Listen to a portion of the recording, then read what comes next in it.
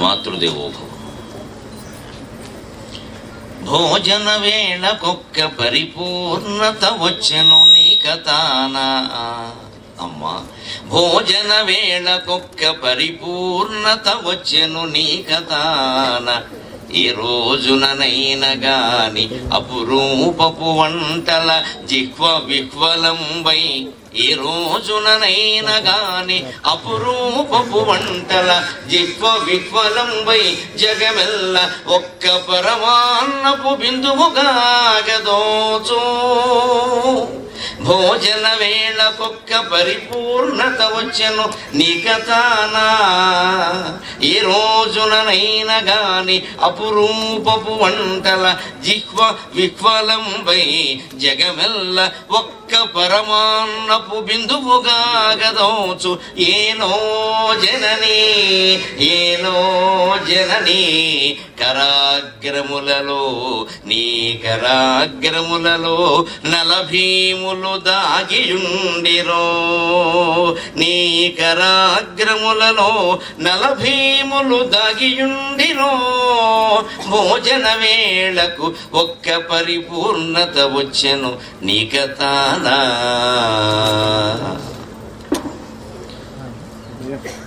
నవరస భరితమైన కావ్యం రాయాలి అంటే షడ్రసోపేతమైన భోజనం అవసరం. అటువంటి భోజనాన్ని నాకు అందించిన మా అమ్మకి, అందిస్తున్న మా ఆవిడికి ఇద్దరికి నమస్కారం. వారు లేకపోతే నా కావ్యాలు లేవు. 116 పద్యాలు కావ్యం అప్పగించిన, రాసిన, 16 పుస్తకాలు అచ్చు వేసిన, ఇప్పటి వరకు మొత్తం జీవితంలో 11,763 పద్యాలు రచించిన, సహస్రావధానం చేసి 21 రోజుల్లో 1000 పద్యాలు పృచ్ఛకునికి చెప్పి మళ్ళీ చివరి ఒకే రోజున అన్ని ఏకధాటిగా అప్పగించిన అంతా ఇద్దరిదే. కారణం మనం తెలుగు వాళ్ళని మర్చిపోయింది భోజనం. మనకి ఇవాళ భోజనానికి సమయం కూడా లేదు. అసలు చేసే పదార్థాలు, తినే పదార్థాలు ఏమిటనేది పక్కనట్టండి, ముందు తినడానికి సమయం లేదు. మనకి అన్నిటికీ సమయం ఉంది. వాట్సాప్కి సమయం ఉంది, ఫేస్బుక్కి సమయం ఉంది, ట్విట్టర్కి సమయం ఉంది, తిట్టుకోవడానికి సమయం ఉంది, అన్నం తినడానికి సమయం లేదు. శాస్త్రం ప్రకారం మధ్యాహ్నం భోజనం 45 నిమిషాలు చేయాలి. 1 నిమిషం తగ్గినా వాడు తిన్నది అన్నం కాదు, గడ్డితో సమానం. రాత్రి భోజనం కనీసం అరగంట చేయాలి. ఏం తిన్నామనేది అనవసరం, అరగంట తినాలంతే. ఆ ఉన్నదే అరగంట నమిలిన చాలు, తొందరగా అరుగుతుంది, నష్టమే లేదు. భగవంతుడు మనకు పళ్ళు ఇచ్చాడు. అవి అరటిపళ్ళు, దాచిపళ్ళు కావు. మొక్కపళ్ళు, మూతిపళ్ళు, కూరపళ్ళు, కోసుపళ్ళు, అన్ని రంపాలు, బ్లేడ్లు.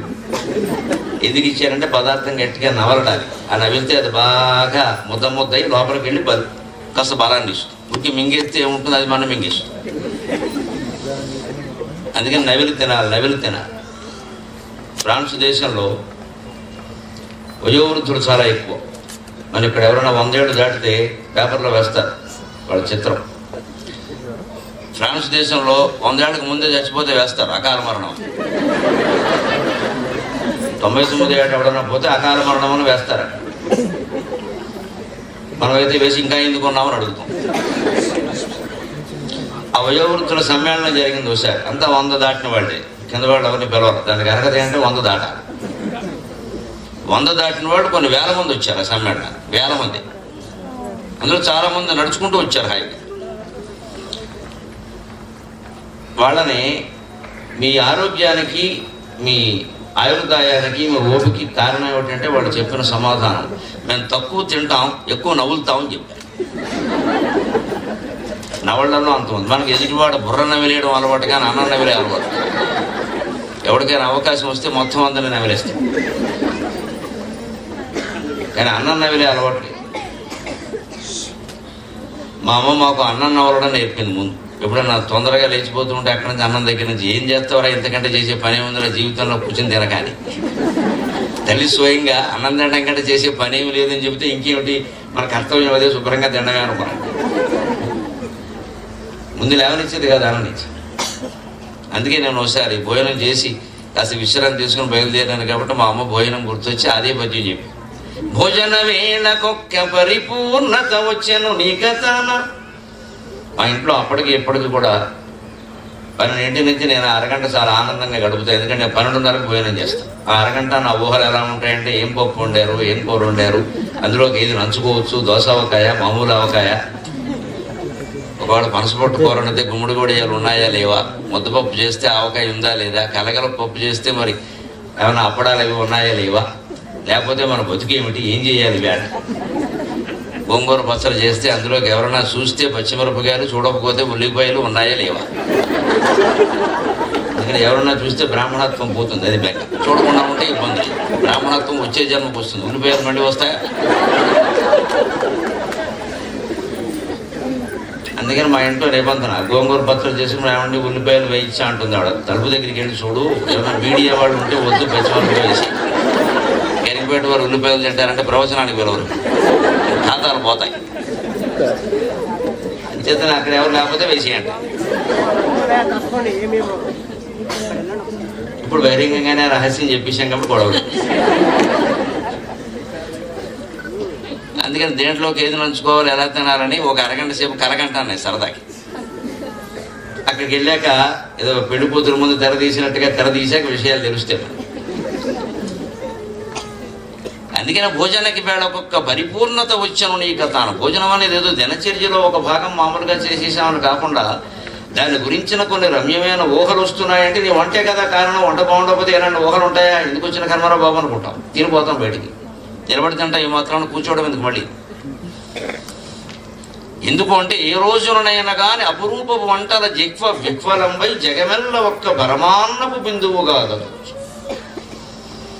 ఏ రోజుకు ఆ రోజు అపురూపమైనటువంటి వంటలతో, పిండి వంటలతో భోజనం చేస్తే అంతిమంగా దానివల్ల సాధించే ప్రయోజనం ఏమిటంటే ఇన్ని పదార్థాల్లోనూ కూడా మనని అలరించింది ఏమిటి, ఒక రుచి. ఆ రుచినే రసం అంటారు సంస్కృతంలో. వేదాంతంలో చాలా స్పష్టంగా రసం వై సహ రసగత్యేవాయం లబ్ధ్వా ఆనందీ భవతి అన్నారు. భోజనం రుచి అర్థమైతే సృష్టి రుచి కూడా అర్థమవుతుంది. భగవంతుడు ఏకతః ఒక్కడే ఉండకుండా ఈ సృష్టి ఎందుకు చేసాడో అర్థమవుతుంది. ఆయన కూడా రుచి అనే వ్యామోహానికి లోనయ్యాడు. నాకు రుచి కావాలి, రసం కావాలి, నవరసభరితంగా ఉండాలి, ఏమిటో ఒక్కడే కూర్చోవడం పని లేకుండా ఆయనే తనలోంచి ఒక భాగాన్ని విడదీశాడు. అదే స్త్రీ పురుషులయ్యారు. అది స్పష్టంగా వేదం చెప్పినమాట. ఏకోహం బహుశ్యాం ప్రజాయేతి, నేను ఒక్కడిని, నాకేం తోచడం లేదు. బహుశ్యాం ప్రజాయేతి, నేను అనేకంగా అయితే బాగుండు అని భగవంతుడు సంకల్పించాట. ఏదో నిర్మలంగా ఉన్నటువంటి చెరువులో అర్ధరాత్రి వాళ్ళు 1 గంట తరంగం లేచినట్టుగా ఆ తరంగమే లేచింది అలాగే. అదే సృష్టికి మూలం. ఇక అక్కడి నుంచి తస్మాదాకాశ సంభూత ఆకాశాద్వాయు వాయోరగ్ని అగ్నేరాపక అభ్య పృథివీ పృథివ్యామోషధీభ్యో అన్నం అన్నాత్ పురుష సవాయేష పురుషో అన్నరసమయక అని ఉపనిషత్తులు చెప్పారు. అలా లేచినటువంటి తరంగమే ఈ సృష్టికి మూలమైంది. అక్కడి నుంచి ఆకాశము, ఆకాశం నుంచి వాయువు, వాయువు నుంచి అగ్ని, ఆకాశంలో చరిస్తేనే వాయువు అయింది. ఆ సంచారం వేసే సంచరించడానికి వాయువు ఏర్పడింది. ఆ వాయువు కాస్త సంచరించడం కారణంగా వెచ్చబడేసరికి అగ్ని ఏర్పడింది. ఆ అగ్ని చల్లబడేసరికి నీరు ఏర్పడింది. ఆ నీరు గట్టిపడేసరికి భూమి ఏర్పడింది. ఇది వేదం సృష్టికి ఇచ్చిన నిర్వచనం.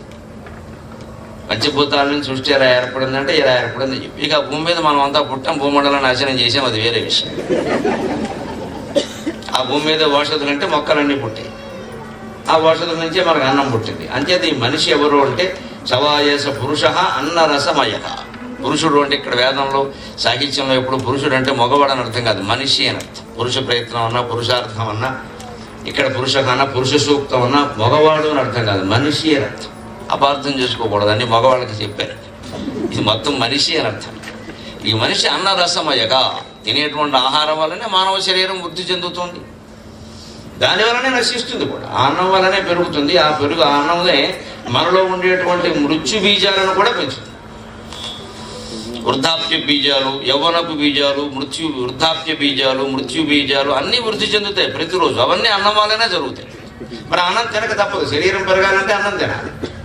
ఆ అన్నంతో పాటే ఆ అన్నమే ఏం చేస్తుంది, వార్ధక్య బీజాలని, మృత్యు బీజాలను కూడా పెంచుతుంది, మొత్తమే దిగిపోయేలా చేస్తుంది. దిక్కుంటాయంటే ఎలాగే వేదిక మీద మాట్లాడేటప్పుడు గంట ఇస్తారు, అవకాశం 2 గంటలు ఇస్తారు. తెల్లవారు మాట్లాడతానంటే ఎవడు ఉంటాడు, ఒక్కడు ఉండాలి.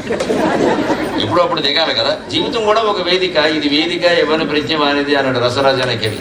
ఇది వేదిక ఎవరి ప్రజ్ఞ వానిది. మన ప్రజ్ఞతో మనం ప్రదర్శిస్తాం. జీవితం అనే వేదిక మీద లేదు పోనీ అసమర్థుడు జీవయాత్రలో సాగుతుంది.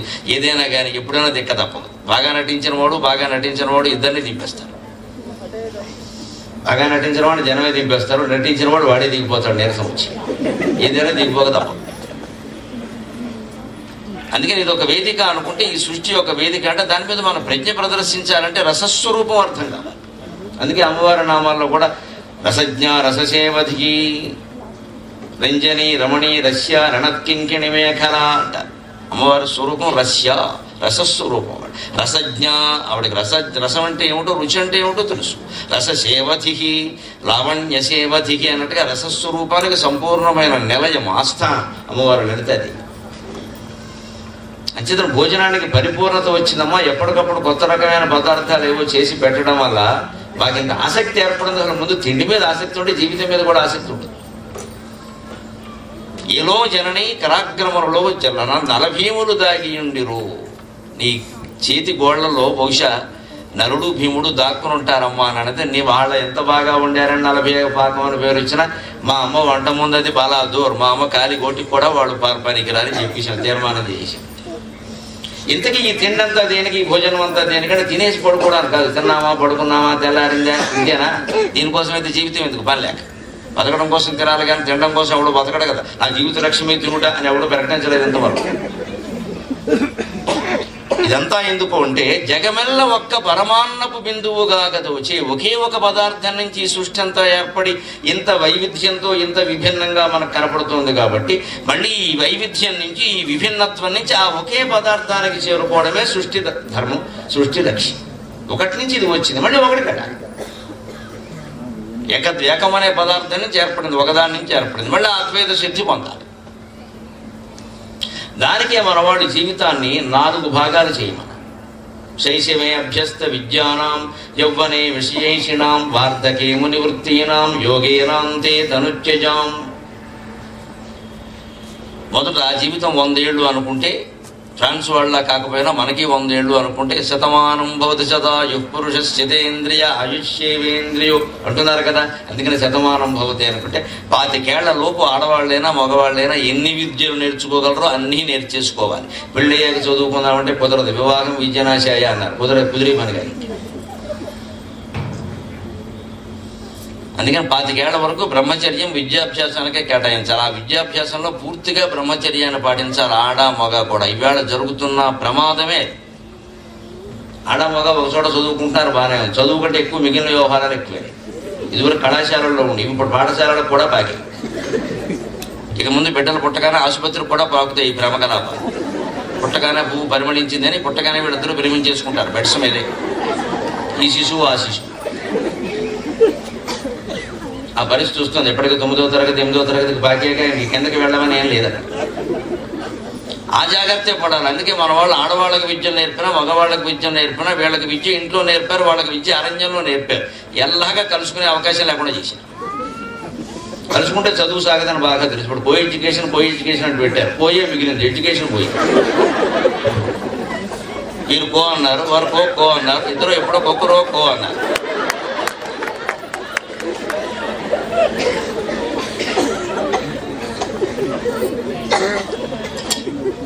ఇరవై ఏళ్ల యవ్వనంతో మెసమెసలాడిపోయే అమ్మాయి పక్కన కూర్చుంటే మగాడు తినగా ఎందుకుంటాడంటే అజ్ఞానంగా. వాడి వయస్సు ఉండరిస్తుందా? వాడు ఏమైనా వశిష్ఠ మహర్షి, వామదేవ మహర్షి? మన అజ్ఞానమైన మాటలు ఇవన్నీ. విదేశీ వ్యామోహానికి లోనై తప్పే ఉందండి, కలిసి చదువుకుంటే తప్పే ఉందండి, భయం పోతుందండి, బెరుకుతనం సిగ్గు బిడియం అన్నీ పోయాయి. బెరుకుతనం పోతే పర్వాలేదు, అసలు సిగ్గు పోయింది, బిడియం పోయింది, ఏవి అన్నీ పోయాయి. ఎవరు ఏమీ చెప్పడానికి వెళ్ళలేదు. తల్లి చెబితే తప్పు, తండ్రి చెబితే తప్పు. డాడీ నీకేం తెలియదు, మమ్మీ నీకేం తెలియదు. డాడీకి మమ్మీకి తెలియకుండానే వీళ్ళు పుట్టేశారు. ఎవరు పెద్దవాళ్ళు ఏం చెప్పడానికి వీల్లేదు. మమ్మల్ని అయితే నోరు మూసుకోమని చెప్పేవారు. అప్పటి నుంచి కూర్చున్నాం, మరి ఇప్పటివరకు తెలవలేదు. మా నాన్నగారితో మాట్లాడడానికి 2 రోజులు రిహార్సల్ వేసేవాళ్ళం పెద్దలు ఎక్కి, అంత భయంగా ఉండేది. అది మళ్ళీ మా అమ్మను ముందు పంపించి పైలట్ కింద గొప్పడకపోయినా కనీసం కొట్టడం అనే విషయం తెలుసుకుని అప్పుడు నెమ్మదిగా కొనిగేవాడు. ఇప్పుడు ఇదేం లేదు, తండ్రి నెత్తిమి ఎక్కుతున్నది ఇక్కడ. తండ్రి అంతకంటే గారాబం చేస్తున్నాడు.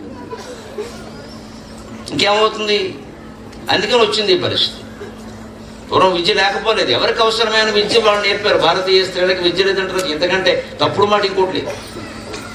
కైకేయీదేవికి రథసారథ్యం వచ్చు, అప్పుడే కదా ఆయన వరాలు ఇచ్చింది. సత్యభామకి రథసారథ్యం కాదు, యుద్ధం చేయడమే వచ్చు. క్షత్రియ స్త్రీకి యుద్ధం చేయడం ముఖ్యం, సారథ్యం ముఖ్యం. హోటల్ మేనేజ్మెంట్, క్యాటరింగ్ ఆవిడకి ఎందుకండి? MBA, MCA, MTech అవన్నీ సత్యభామకి దేనికి పని లేక. అదే విద్య. MTech చదివితేనే విద్య, MBA చదివితేనే విద్య, MCA చదివితేనే విద్య. వంట చేయడం విద్య కదా, నలుగురికి వడ్డించడం విద్య కదా. వంట అంటే విద్య ఒప్పుకోరండి, హోటల్ మేనేజ్మెంట్ అంటే ఒప్పుకుంటారు. క్యాటరింగ్, కుకింగ్ కొత్త కొత్త మాటలనే వాడాలి. చాకల పని అంటే నామోషి అండి. MA వాషింగ్ అంటే ఒప్పుకుంటారు. MA వాషింగ్ మరి అది చాకల పనేగా అనకూడదు, చాకలు అనకూడదు, వాషింగ్ అనొచ్చు. క్షౌరం అనకూడదు, బ్యూటీ పార్లర్ అనొచ్చు. క్షౌరశాల అంటే తప్పు, బ్యూటీ పార్లర్ అంటే అక్కడ జరిగేది అదే. క్షౌరానికి ఇంటికి అతను వచ్చినప్పుడు 10 రూపాయలు పుచ్చుకునేవాడు, ఇప్పుడు 1000 రూపాయలు పుచ్చుకుని క్షౌరం చేస్తున్నాడు. ఆడ మగ ఇద్దరికి చేస్తున్నాడు. మంగళవారం శుక్రవారం కూడా లేదు, ఎంత పవిత్రంగా ఉన్నామో. అమావాస్య లేదు, ఆదివారం లేదు, మొత్తం అందరూ కత్తిరించుకుంటారు. ఎక్కడ జడ కనపడితే అందమైన పద్యం చెబుదామని 10 ఏళ్ళుగా చూస్తున్నారు. జడ కనపడితే అన్ని కొత్తిమీర కట్టలే ఉన్నాయి. అటు వేసిన కొత్తిమీర, ఇటు వేసిన కొత్తిమీర. అది కూడా కనీసం గోంగూర తోటకూర కూడా కాదు, కొత్తిమీరే. అటు పడదు, ఇటు పడదు. లేక నేను ఏడుస్తున్నాను, ముందువాడు కత్తిరించుకో.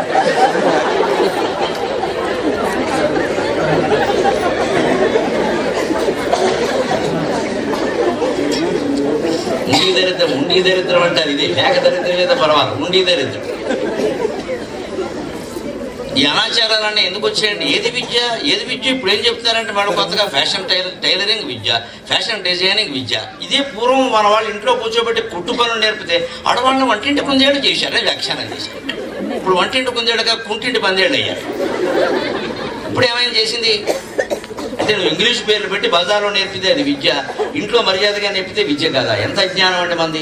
ఇంగ్లీష్లో నేర్పితే విద్య, సంస్కృతంలో నేర్పితే విద్య కదా. సంస్కృతం అంతా గుడ్డుమాసిన భాష అయిపోయిందా? మనకున్న భయంకరమైన అజ్ఞానం ఏమిటంటే ఇంగ్లీష్ వాళ్ళ పాలన కారణంగా ఇంగ్లీష్ అంతా శాస్త్రీయం, సంస్కృతం అంతా హిందూ మతం. అది మతం. సంస్కృతంలో ఉంటే అది మతం, ఇంగ్లీష్లో ఉంటే మాత్రం అది శాస్త్రీయం. అది మతమైనా సరే, గుడ్డి మాట అయినా సరే, అది విజ్ఞానం. ఈ అజ్ఞానాన్ని ముందు భారతీయ మహిళలు పిల్లలకి నేర్పాలమ్మా. ఈ అజ్ఞానం నుంచి బయటపడమని నేర్పాలి. మన మాతృభాష తెలుగు అవుతుంది, మనం గౌరవించే భాష సంస్కృతం అవుతుంది. యావత్ ప్రపంచానికి మూలమైన భాష సంస్కృతం అవుతుంది. ఇంగ్లీష్ ఎక్కడి నుంచి వచ్చిందండి మన ప్రాణాలు చేయడానికి? ఇవాళ అది గొప్పదైపోయింది మొత్తం. అది ఒక్కటే వస్తే పర్వాలేదు, దాంతోపాటు చాలా వచ్చాయి. అది మొత్తం నాగరికతను ధ్వంసం చేసి. అందుకని ఇవాళ కుటుంబ వ్యవస్థ గురించి ధన్యో గృహస్థాశ్రమ అని హెడ్డింగ్ పెట్టి మాట్లాడుకోవాల్సి వస్తుంది మనం, ఓ శీర్షిక పెట్టి. లేకపోతే ఈ కర్మ ఈ దేశంలో గృహస్థాశ్రమం గురించి మొగాడు చెప్పడం పెట్టండి కర్మ, దీనికి ఆడలు చెప్పుకోవాలి కదా. గృహస్థాశ్రమం అంటేనే ఆడది. గృహిణి గృహం వచ్చింది, గృహిణి పురుషగా వచ్చింది అని అవడం లేదు. గృహిణి గృహం వచ్చింది, గృహం అంటేనే ఇల్లా. ఓ ఇల్లా అని మాట్లాడాలి, నేను మాట్లాడటం ఏంటి? చెప్పవలసిన పరిస్థితి వచ్చిందా? అందుకని మనం అంతిమంగా నేర్చుకోవాల్సింది ఏంటంటే కుటుంబ జీవనం ద్వారా మళ్ళీ జగమెల్ల ఒక్క పరమాన్నపు బిందువుగా కావచ్చు. అంతా ఒకటే, అంతా ఒకటే, అంతా ఒకటే, ఏకమేవ అద్వితీయం బ్రహ్మ. దానికి జీవితాన్ని 4 భాగాలు చేసి 25 ఏళ్ళు ఆడ మగ ఇద్దరిని ఎవరికి ఎక్కడ వీలైతే ఎక్కడ తల్లిదండ్రుల ద్వారా కానీ ఆచార్యుల ద్వారా కానీ రకరకాల పద్ధతుల ద్వారా అన్ని శాస్త్రాలు నేర్చుకోమని చెప్పారు. ఎవరిని అభ్యంతరం చెప్పారు.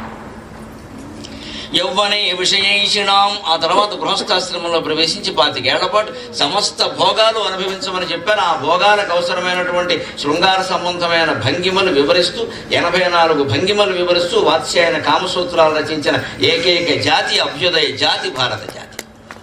ఆశ్చర్యకరమైన విషయం ఏంటంటే 84 భంగిమలు శృంగార భంగిమలతో వర్ణించి రచించిన వాత్స్యాయన కామసూత్రాలు రచించి ప్రపంచ ప్రసిద్ధిగాంచినటువంటి వాత్స్యాయనుడు ఆ జన్మ బ్రహ్మచారమ్మ. ఆశ్చర్యకరమైన విషయం ఇది. ఆయనకి స్త్రీ స్పర్శ తెలియదు, ఎలా ఉంటుందో తెలియదు. ఆయన కామసూత్రాలు రచించాడు. అది నా భారతదేశం, అది నా భారతదేశం. యోగ దృష్టి, యోగ దృష్టి. ప్రతిదాన్ని అనుభవించక్కర్లేదు, చూస్తే సార్. ఒక తపస్సు చేసిన వాడికి తెలియని విషయం అనేది. మనకు ఆ తపస్సు తెలియకే ఏడుస్తాం. ఏకాంతమే తెలియదు, మౌనమే తెలియదు, ధ్యానమే తెలియదు. ముందు నోరు మూసుకోవడం తెలియదు. ఇంక తపస్సులు ఏం తెలుస్తే తపస్సుకు ముందు ధ్యానం, ధ్యానానికి ముందు మౌనం, మౌనానికి ముందు కాస్త ఏకాంతం. అసలు మనం ఏకాంతంగా గడపలేము ఇవాళ. ఏమిటో నలుగురు లేదే నాకు దోసదు, అదో వ్యాధి, డాక్టర్ చూపించుకో. నలుగురు లేదే నీకు దోసదు అంటే నలుగురు జడగొట్టాలి తీసుకొచ్చి. కూర్చోలేవనగా ఒక్కటి అబ్బే ఎవరినో పిలవడం. ఆశమ్మ పోసమ్మ ఆత్మస్థుతి పరణంద ఆహాహా ఈ 2 గంటలు గంటలు అయ్యాక అన్నీ మాట్లాడుకుని ఇంకా మనం చేసేది ఏముంది మరి ఈ గంట ఎవరి స్వార్థం కోసం వాడు. అందుకే ఏ భోగాలకి ఏ లైంగిక భోగాలు సహా వేటికి మన సంస్కృతి అభ్యంతరం చెప్పారు, పైగా ప్రోత్సహించింది. యవ్వనే విశేషణం, యవ్వనంలో అనివించవయ్య బాబు ఎవరు వద్దన్నారు. కానీ దానికి ఒక పరిమితి ఉంది కదా, 50 ఏళ్ళు దాటి వెంటనే వార్ధకే మునివృత్తినా 40 ఏళ్ళు 50 ఏళ్ళు కూడా దాటే అంటే ఇక వార్ధక్యం వస్తుంది క్రమంగా. ఇంకా 50 ఏళ్ళు దాటాక పుట్టినరోజున 52 వచ్చింది, 56 వచ్చింది అనకూడదు. 56 వెళ్ళే ఏం చేసుకోవాలి, పుట్టిన వచ్చింది ఇంకేం వస్తాయి, ఇంకొచ్చి వస్తుంది. ఇంకా 56 57 వచ్చింది, ఇంకో రావడం కాదు, ఇక్కడ మైనస్ కౌంటర్ డౌన్ మొదలు పెట్టా. 72 ఏళ్ళు పూర్ణాయుర్దాయం. భారతీయ జ్యోతిష్ శాస్త్రం ప్రకారం 72 ఏళ్ళు పూర్ణాయుర్దాయం. ఎందుకంటే శరీరంలో 72,000 నాడులు ఉంటాయి. 1000 నాడులకు 1 సంవత్సరం లెక్క జంజు శాస్త్రం ప్రకారం. అందుకని 72 ఏళ్ళు పూర్ణాయుర్దాయం. జాతకంలో పూర్ణాయుర్దాయం అన్నారంటే 100 కాదు, 72. 72 ఏళ్ల కంటే ఎక్కువ బతికిన వాళ్ళు ఎవరన్నా ఉంటే LIC బోనస్ ఇచ్చినట్టు లెక్క. సంతోషించారు. అప్పటికి అందుకోవాలి జీవిత తత్వం అనేది, అందుకోకపోతే వృధా. అది అందుకోవడానికి ఏం చేయాలి, మెట్టు మీద మెట్టెక్కినట్టుగా 25 ఏళ్ళు బ్రహ్మచర్యంతో గడిపి విద్యలన్నీ నేర్చుకుని 25 ఏళ్ళు విషయోపభోగాలన్నీ అనుభవించి ఆర్థికంగా ఏదో ఉద్యోగమో వ్యవసాయమో వ్యాపారమో ఏదో ఒకటి చేసుకుని కుటుంబాన్ని పోషించుకుని ఆ పైన 50 ఏళ్ళు దాటాక వార్ధకే మునివృత్తీనాం 50 నుంచి 75 వరకు 72 ఏళ్ళు దాటే వరకు మునివృత్తీనాం మౌనంగా ఉండు మునే కర్మ మౌనం. 50 ఏళ్ళు దాటిన ప్రతి ఒక్కరూ గుర్తుపెట్టుకోవాలి కుటుంబ వ్యవస్థ. వీలైనంత మౌనంగా ఉండాలి. కొడుక్కి పెళ్లి చేసాం, వాడి సంగతి కోడలు చూసుకుంటుందమ్మా, నీకు అనవసరం, వదిలేయాలి విషయం.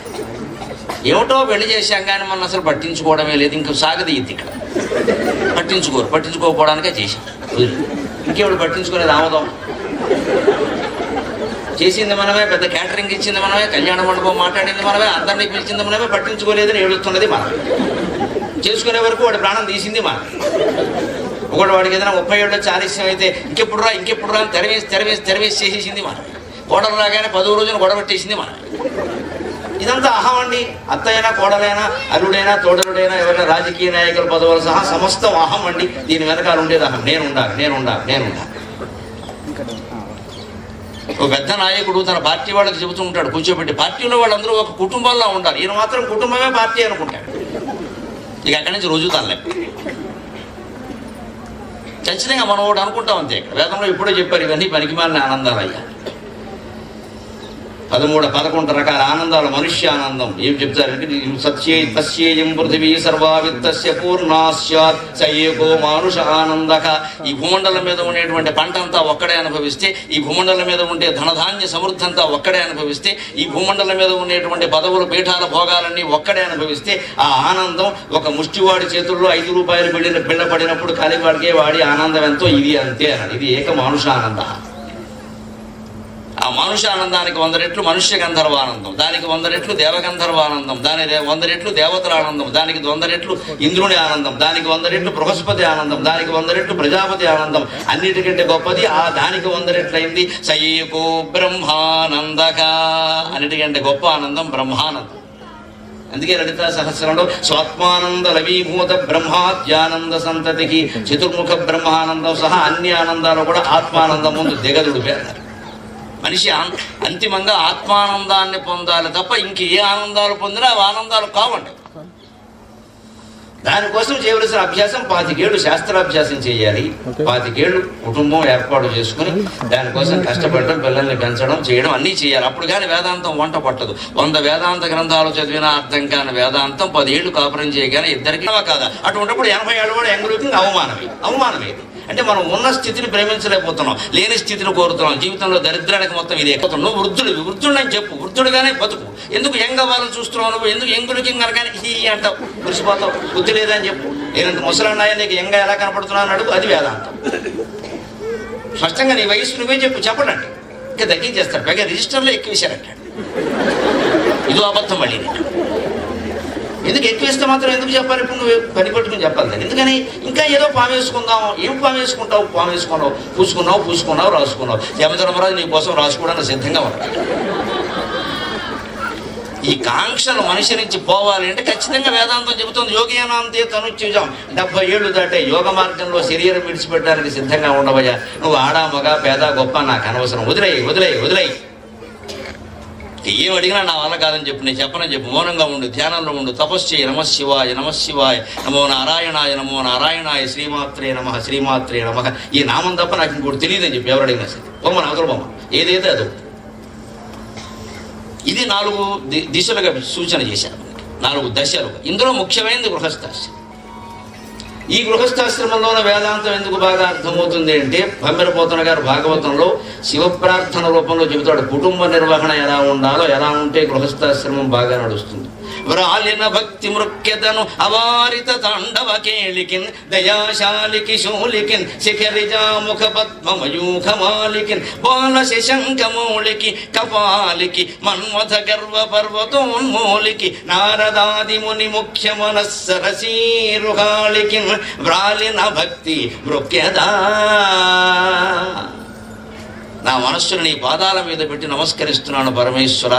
రాలిన భక్తి మృక్యత, అవారిత తాండవ కేళికిన్, దయాశాలికిన్, శూలికిన్, శిఖరిజాముఖ పద్మమయూఖమాలికిన్, బాల శశాంకమౌళికి కపాలికి, మన్మథ గర్వ పర్వతోన్మూలికి, నారదాది మునిముఖ్య మనస్సరసీరుహాళికిన్ అని 8 లక్షణాలు చెప్పాడు.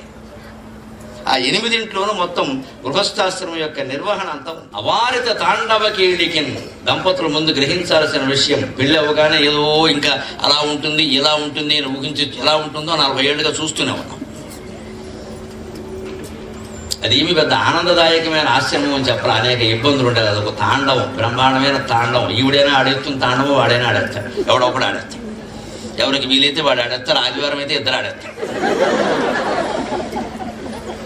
అది పరమేశ్వరుని తాండవం లాగా అవారత తాండవం. తాండవంలో ఎప్పుడు ఒక కాలు ఇటుపోతుంది, ఒక కాలు ఇటుపోతుంది, ఓ చెయ్యి ఇటుపోతుంది, ఓ చెయ్యి ఇటుపోతుంది.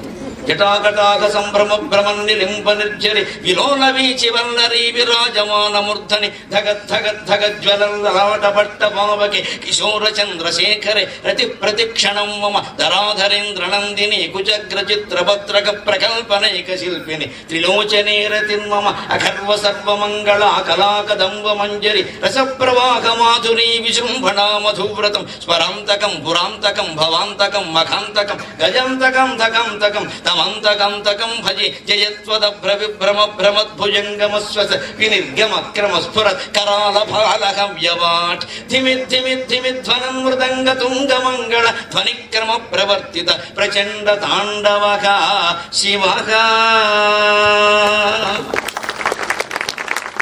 ఇది ఒక ప్రచండ తాండవం. దీనికి అర్థంతో నిమిత్తం లేదు. ఆనందించి చప్పట్లు కొట్టారు లేదా, ఎవరికేం అర్థమైంది? నాకే అర్థం కాదు. గృహస్థాశ్రమం అంటే ఏమీ అర్థం కాదు. ఎందుకు చేసుకున్నామో అర్థం కాదు, ఎందుకు పిల్లల్ని కన్నామో అర్థం కాదు, వాళ్ళకి ఎందుకు పెళ్ళిళ్ళు చేసామో అర్థం కాదు, కానీ ఏదో ఆనందం. అందుకే తాండవం అని అడిపోతుంది. తాండవం ఏమర్థమైంది? కొట్టేసారు చప్పట్లు పెద్ద. ఒకడు వచ్చి వేదిక మీదకి అర్థం చెప్పండి, నేనే వణుకుతా. కానీ బాగుంది అంతే, వినడానికి బాగుంది. పెళ్లి కూడా అంతే, వినడానికి బాగుంటుంది. బాజాలు బాగా మోగుతాయి, 16 రోజులు మోగుతాయి, తర్వాత ఇప్పుడు వీటి మీద మోగుతాయి.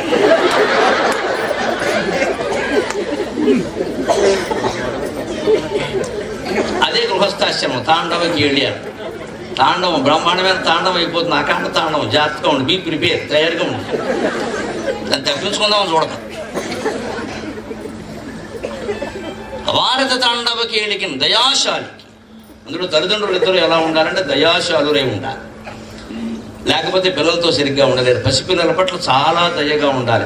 5 ఏళ్ల వరకు పిల్లాన్ని దేవుళ్ళ చూడమన్నారు. దైవవత్ పంచవర్షేషు దశవర్షేషు దాసవత్ ప్రాప్తేతు షోడశే వర్షే పుత్రం మిత్రవదాచరేత్. శాస్త్రం చాలా స్పష్టంగా చెప్పింది. ఇది అనుసరించకపోవడం వల్లే మనం దుఃఖపడతాం. శాస్త్రం తెలియక కాదు, అనుసరించకపోవడం వల్ల.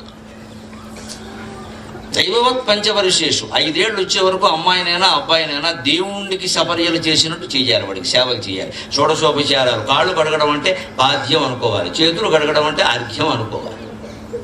హస్తయోహ అర్ఘ్యం సమర్పయామి, పాదయోహ పాద్యం సమర్పయామి. అన్నం పెడుతున్నామంటే నైవేద్యం సమర్పయామి, ఓ కుంభం లాగిస్తాడు అనుకోవాలి. అంతే. వాడికి పడుకోబెడుతున్నామంటే పవళింపు సేవ అనుకోవాలి. వెంకటేశ్వర స్వామి వాడిని అంటే పాట పాడాలి. వాడికి స్నానం చేస్తుంటే అభిషేకం అనుకోవాలి. బట్టలు దొడుకుతుంటే వస్త్రం యుగం సమర్పయామి అనుకోవాలి. వాడు ఎలా ఉన్నాడని వాడు చుట్టూ తిరుగుతుంటే ప్రదక్షిణం సమర్పయామి అనుకోవాలి. దేవుడికి ఉపచారాలు చేసినట్టే భావించాలి. 5 ఏళ్ల వరకు పిల్లల్ని ఆడపిల్లైనా మగపిల్లడైనా అలాగే పెంచాలి. వాళ్ళు ఏం చేసుకోలేరు, వాళ్ళకి తెలియదు. ఇక తల్లి తండ్రి స్వయంగా చేస్తుంటే ఆ మృదుస్పర్శ కారణంగా, ఆ ఆర్ద్రత కారణంగా ప్రపంచంలో వారెవరికి అపకారం చేయరండి. 8 ఏళ్ల లోపు తల్లిదండ్రుల యొక్క మృదుస్పర్శ అందుకున్న పిల్లలెవరు హత్యలు చేయరమ్మా, అత్యాచారాలు చేయరు. అనుమానమే లేదు ఆ విషయం. హత్యలు చేయరు, అత్యాచారాలు చేయరు. వాళ్ళకి ప్రేమ స్పర్శ తెలుసు. ఈ రాక్షస ఆలోచనలు వాళ్ళకి రావు. వీళ్ళు ఎందుకు వస్తున్నాయంటే 3 ఏళ్ళు దాటకుండా తీసుకెళ్ళి స్కూల్లో బారేస్తున్నారు, హాస్టల్లో బారేస్తున్నారు. ఇది ఆలోచించండి. 4 ఏళ్ల లోపు వాడిని హాస్టల్లో బారేయడం తప్పుగా అన్నప్పుడు వాడికి 40 ఏళ్ళు వచ్చాక మన వృద్ధాశ్రమంలో బారేస్తే తప్పే ఉందండి. మనం చేసిందే వాడు చేసాం. కారణం అది మానేసేసి పిల్లలు చూడటం లేదు. ఎందుకు చూస్తావు? నువ్వు చూసావాళ్ళని. మరి 2.5 ఏళ్ల వాడికి స్కూల్ ఏమిటండి? 5 ఏళ్ళు వచ్చే వరకు మమ్మల్ని ఎవరిని బడిలో వేరా. మాకు తొడిగిన గొట్ట ఏమిటంటే దక్షిణామూర్తిలాగా ఒక గోచి. మా అమ్మ చినిగిపోయిన రైక, అది కూడా మా అమ్మ చినిగిపోయిన రైక, అది ఎలాగో పనికిరాదు కదా అని మాకు తొడిగేవాడు. కానీ చినిగిపోయిన రైకలను గోచీలుగా తొడిగిన వాడు ఇవాడు 300 అష్టావధానాలు, 10 శతావధానాలు, ఒక సహస్రావధానం చేసి జగద్విఖ్యాతిగా ఇచ్చాడు. దానికి నా తల్లి రైక కారణం. ఆవిడికి నమస్కారం, ఆ వస్త్రాలకి నమస్కారం. ఎక్కడ మా కోసం కొత్త గుడ్డలు ఏం కొనలేదు, హడావుడి చేయలేదు. ఇవాళ మొదటి పుట్టినరోజుకే 10 లక్షల ఖర్చు, దాన్ని టీవీలో చూపించడం. అది బర్త్డేయో ఏండేయో వాడికి తెలియదు, మనకి తెలియదు. ఓ కేక్ పోయి పేక్ పోయి అక్కడ దీపాలు పెట్టి ఆర్పించడం ఇదో పెద్ద అసమర్థపాచారం. దీపాలు ఆర్పడం ఏంటంటే కొంపలార్పణ అలాగా. పైగా వాడికి 10 ఏళ్ళు వస్తే 10 దీపాలు పెట్టి అర్పించడం, మొత్తం 10 కొంపలు ఒకసారి అర్పిస్తారు. ఇదేమైనా మంగళాచారమా, అమంగళాచారమా తెలిసిపోవట్లా. దీపం పెట్టడం అంటే ఉద్యోగం ఇప్పించడం కింద లెక్క. ఆయన మా ఇంట్లో దీపం పెట్టారండి అంటారు. అంటే మన కుటుంబం నిలబెట్టారు. కుటుంబం నిలబెట్టడానికి దీపం పెట్టండి అని చెబితే కుటుంబాశ్రమంలో, గృహస్థాశ్రమంలో ఉండి మనం పిల్లల చేత కేకులు కోయించి దీపాలు అర్పిస్తున్నాం అంటే మనం ఏ సంస్కృతిలో ఉన్నాం, ఎలా ఆలోచిస్తున్నాం? పిల్లలకి దీపాలు పెట్టడం నేర్పుదాం, ఆర్పేయడం నేర్పేద్దాం. మళ్ళీ ఇదే మనుషులు మళ్ళీ కార్తీక మాసం వచ్చారు మొత్తం గుళ్ళో తయారైపోతారు. 1 దీపాలు పంచలు చీరలు అంటుకుపోయేలా పెట్టేస్తారు. పుట్టినరోజునేమో దీపాలు అర్థం. కార్తీక మాసం ఒకటేనా దీపం, ఇంకెప్పుడు ఉండదా? దీపాలు పెట్టడానికి కార్తీక దీపం ఇంకెప్పుడు పెట్టకూడదా? అదేమో దద్దినం పెట్టినట్టు ఏడాదికి ఒకసారి పెడతారు. రోజు దీపం పెట్టాలి కదా. ఆ దీపం గొప్పది కదా. ఆ దీపం వెలుగులోనే కదా మనకి ఏదైనా కనపడేది. అలా దీపం పెట్టడం గొప్పదని చెబితే పిల్లలకి తెలీదా? అది గ్రహించగలరు.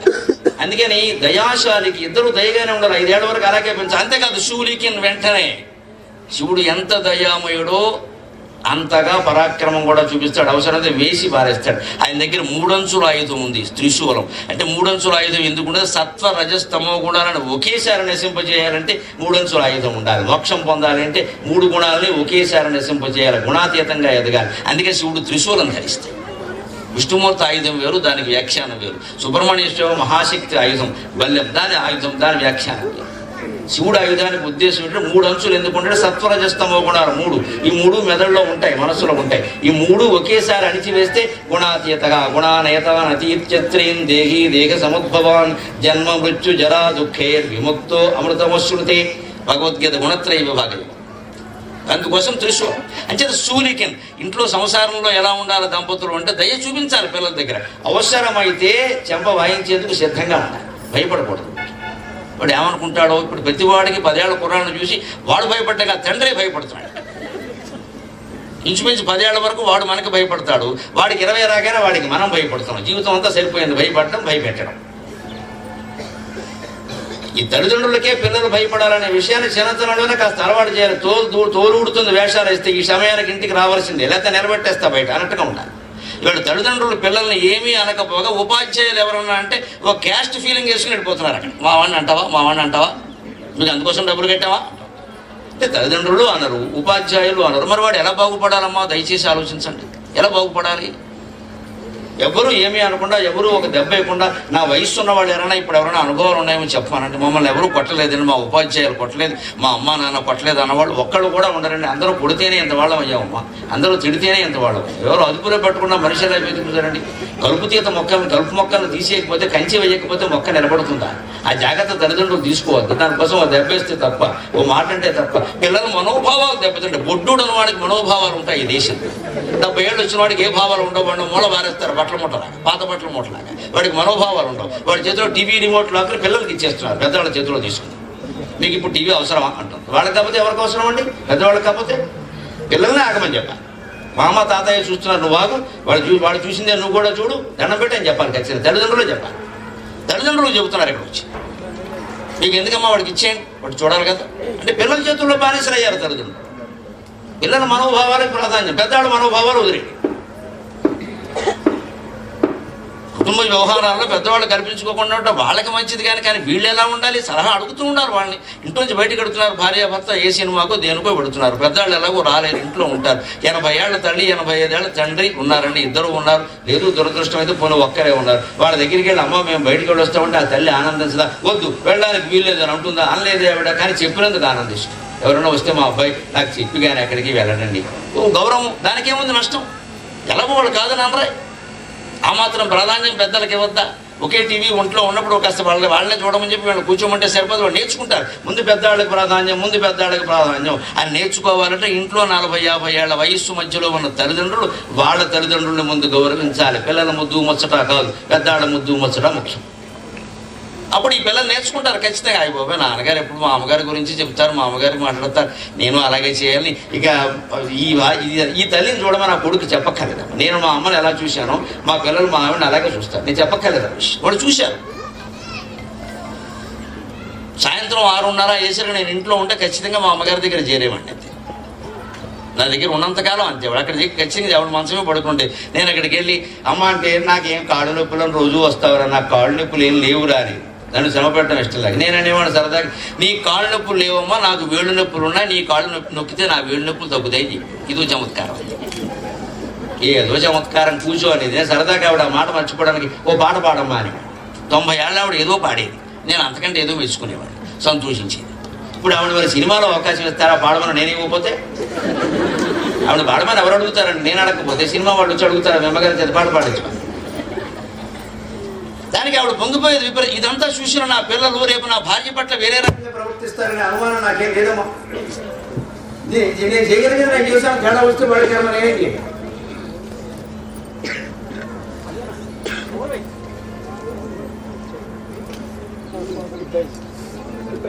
అందుకని దయాశాలికి శూలికి అవసరమైతే శూలిని జరిపించడానికి సిద్ధంగా ఉంటాయి. శిఖరజాముఖ పద్మమయూఖమాలికి భర్త ఎలా ఉండాలో చెబుతున్నాడు ఈ పద్యంలో పోతన గారు ఈ మాటలో ప్రత్యేకంగా. శిఖరిజ అంటే పార్వతీదేవి, ముఖ పద్మమయూఖమాలికి, ఆవిడ ముఖం పద్మం లాంటిదైతే దానికి సూర్యకిరణాల్లో ఉండేవాడు శివుడు. అంటే సూర్యకిరణాలు పడగానే పద్మం వికసిస్తుంది. అలాగే భర్తను చూడగానే భార్య ముఖం వికసించాలి. వచ్చాడు రా బాబు సంపుకు తింటాడు అన్నట్టుగా ఉండకూడదు. వికసించాలంటే సహజంగా వికసించాలి. అందుకని ఆఫీసులు జరగానే వికసించమని చెప్పాను 4:30కి వికసించాలి. 4:30 టైం పెట్టుకుని వికసిస్తారా? శాస్త్రంలో చెప్పారు వికసించాలి, సాయంత్రం వికసించాలంటే కుదరదు. ఈ భర్త ప్రేమ అలా ఉంటే తప్పకుండా వికసిస్తారు. ఎలా ఉండాలో కూడా చెప్తున్నాడు. ఎంతటి శివుడు అంత శూలం పట్టిన వాడు, రాక్షసులను సంహరించిన వాడు సైతం ఎలా ఉండేవాడు. పార్వతీదేవి దగ్గరికి వచ్చేసరికి ప్రేమ ప్రేమ ప్రేమ. ఇంకో మాట ఆ మనిషిలో ఉండేది కాదు. ఏమిటో నా కోసం చూస్తూ అలా ఉండిపోయి నువ్వు 2 మెతుకులు తినేయాల్సింది అంటే ఇప్పుడు సంతోషిస్తా. ఎలాగో తినవు కానీ సంతోషిస్తారు. అనకపోగా ఒకవేళ పొరపాటు తిన్నట్టు చేస్తే ఆడాడు మారిపోయారు. ఈ కాలంలో మా అమ్మ ఎలా ఉండేదంటే నేను లెక్చర్ ఇక్కడ వీళ్ళమ్మ గురించి. వీళ్ళమ్మ చచ్చిపోయి 10 ఏళ్ళు అయింది. ఎందుకు ఈ లెక్చర్ పండే పెళ్ళంతో బంధం చెడిపోవడం. మా అమ్మ అస్సలు తినేది కాదు, మా నాన్నగారు తినకుండా అంటే నువ్వు కూడా తినద్దని చెప్పడమేగా, అంత ప్రమాదమా? ఇప్పుడు పాతివ్రత్యానికి ఏమైనా భంగం వచ్చిందా ముందు తింటే? ఆ మాట భర్త అంటే ఇంతసేపు ఎందుకు తినేపోయావా, నేను బయటికి వెళ్ళాను, ఏవో సభలు నా గొడవలు నాకుంటాయి, నీకెందుకు, నువ్వు 2 మెతుకులు తినేయంటే సంతోషిస్తారు కదా. ఎలాగో తినరండి, తినలేరు కానీ అంటే ఆనందిస్తారుగా. నష్టమేముంది? ఆ మాట వాళ్ళ నోట రావాలి కానీ నిబంధనలు శాస్త్రాలన్నీ మనం చెబితే అలాగే ఆడవాళ్ళకి, ఇంక మగాళ్ళకి ఏం లేవా? అందుకని శివుడు ఎలా ఉండేవాడు అంటే పద్మం వికసించడానికి సూర్యకిరణం ఎలా ఉంటుందో అలా ఉండేవాడే. అంత ఆనందంగా ఉండేవాడు. ఆయన చూడగానే ఆవిడ ఆనందించాడు. బాలశశాంకమౌళికి పిల్లల్ని 5 ఏళ్ల వరకు ఇలాగే నెత్తి మీద పెట్టుకోవడం. బాలశశాంకమౌళి బాలచంద్రుని నెత్తి మీద పెట్టుకున్నట్టే గారాబం చెయ్యాలి. 5 ఏళ్ల వరకే చెయ్యాలి, గుర్తుపెట్టుకోవాలి. దైవవత్ పంచవర్షేషు. వెంటనే 6వ ఏడు వచ్చింది, పుట్టినరోజు జరపగానే మారిపోవాలి మనస్తత్వం, నెమ్మదిగా మార్చేయాలి. దశవర్షేషు దాసవత్. ఆ తర్వాత 10 ఏళ్ల పాటు 16-17 ఏళ్ళు దాటే వరకు సేవకుల్లా చూడమన్నారు, అమ్మాయినైనా అబ్బాయినైనా. ఇక ఊరికే గారాబాలు, అమ్మ నువ్వు చదువుకొని పనులన్నీ నేను చేస్తా, కుదరదు, పని మనిషి రాలేదు, నాతో పాటు అంటుతాం, తల్లి కూర్చోబెట్టి తోమించాలమ్మా, ఆడపిల్లైనా మగపిల్లడైనా ఇద్దరి చేత తోమించాలి. ఇవాళ ఆ భేదాలు ఏం పనికిరం, ఇద్దరి చేత తోమించాలి. వాళ్ళకి చదువు ఎంత ముఖ్యమో తల్లికి సేవ చేయడం అంత ముఖ్యమన్న విషయం తెలియదు. అప్పుడు వాళ్ళు ఎదిగా కూడా అలాగే ఉంటారు. చదువే ముఖ్యం, నీ ర్యాంక్ ముఖ్యం, చదువుకోమని చెప్పాను కదా, నువ్వు ఎందుకు వచ్చావు, నీ ర్యాంక్ కోసమే నేను ఈ చాకరీ అంతా చేస్తున్నా. ఆ 3 ర్యాంకుకి నువ్వు ఇంత చాకరీ చేయాలా తల్లి? ఆ చాకరీ ఏదో దేవాలయంలో చేయి, మోక్షం వస్తుంది. ఎందుకు వచ్చిన చాకరీ?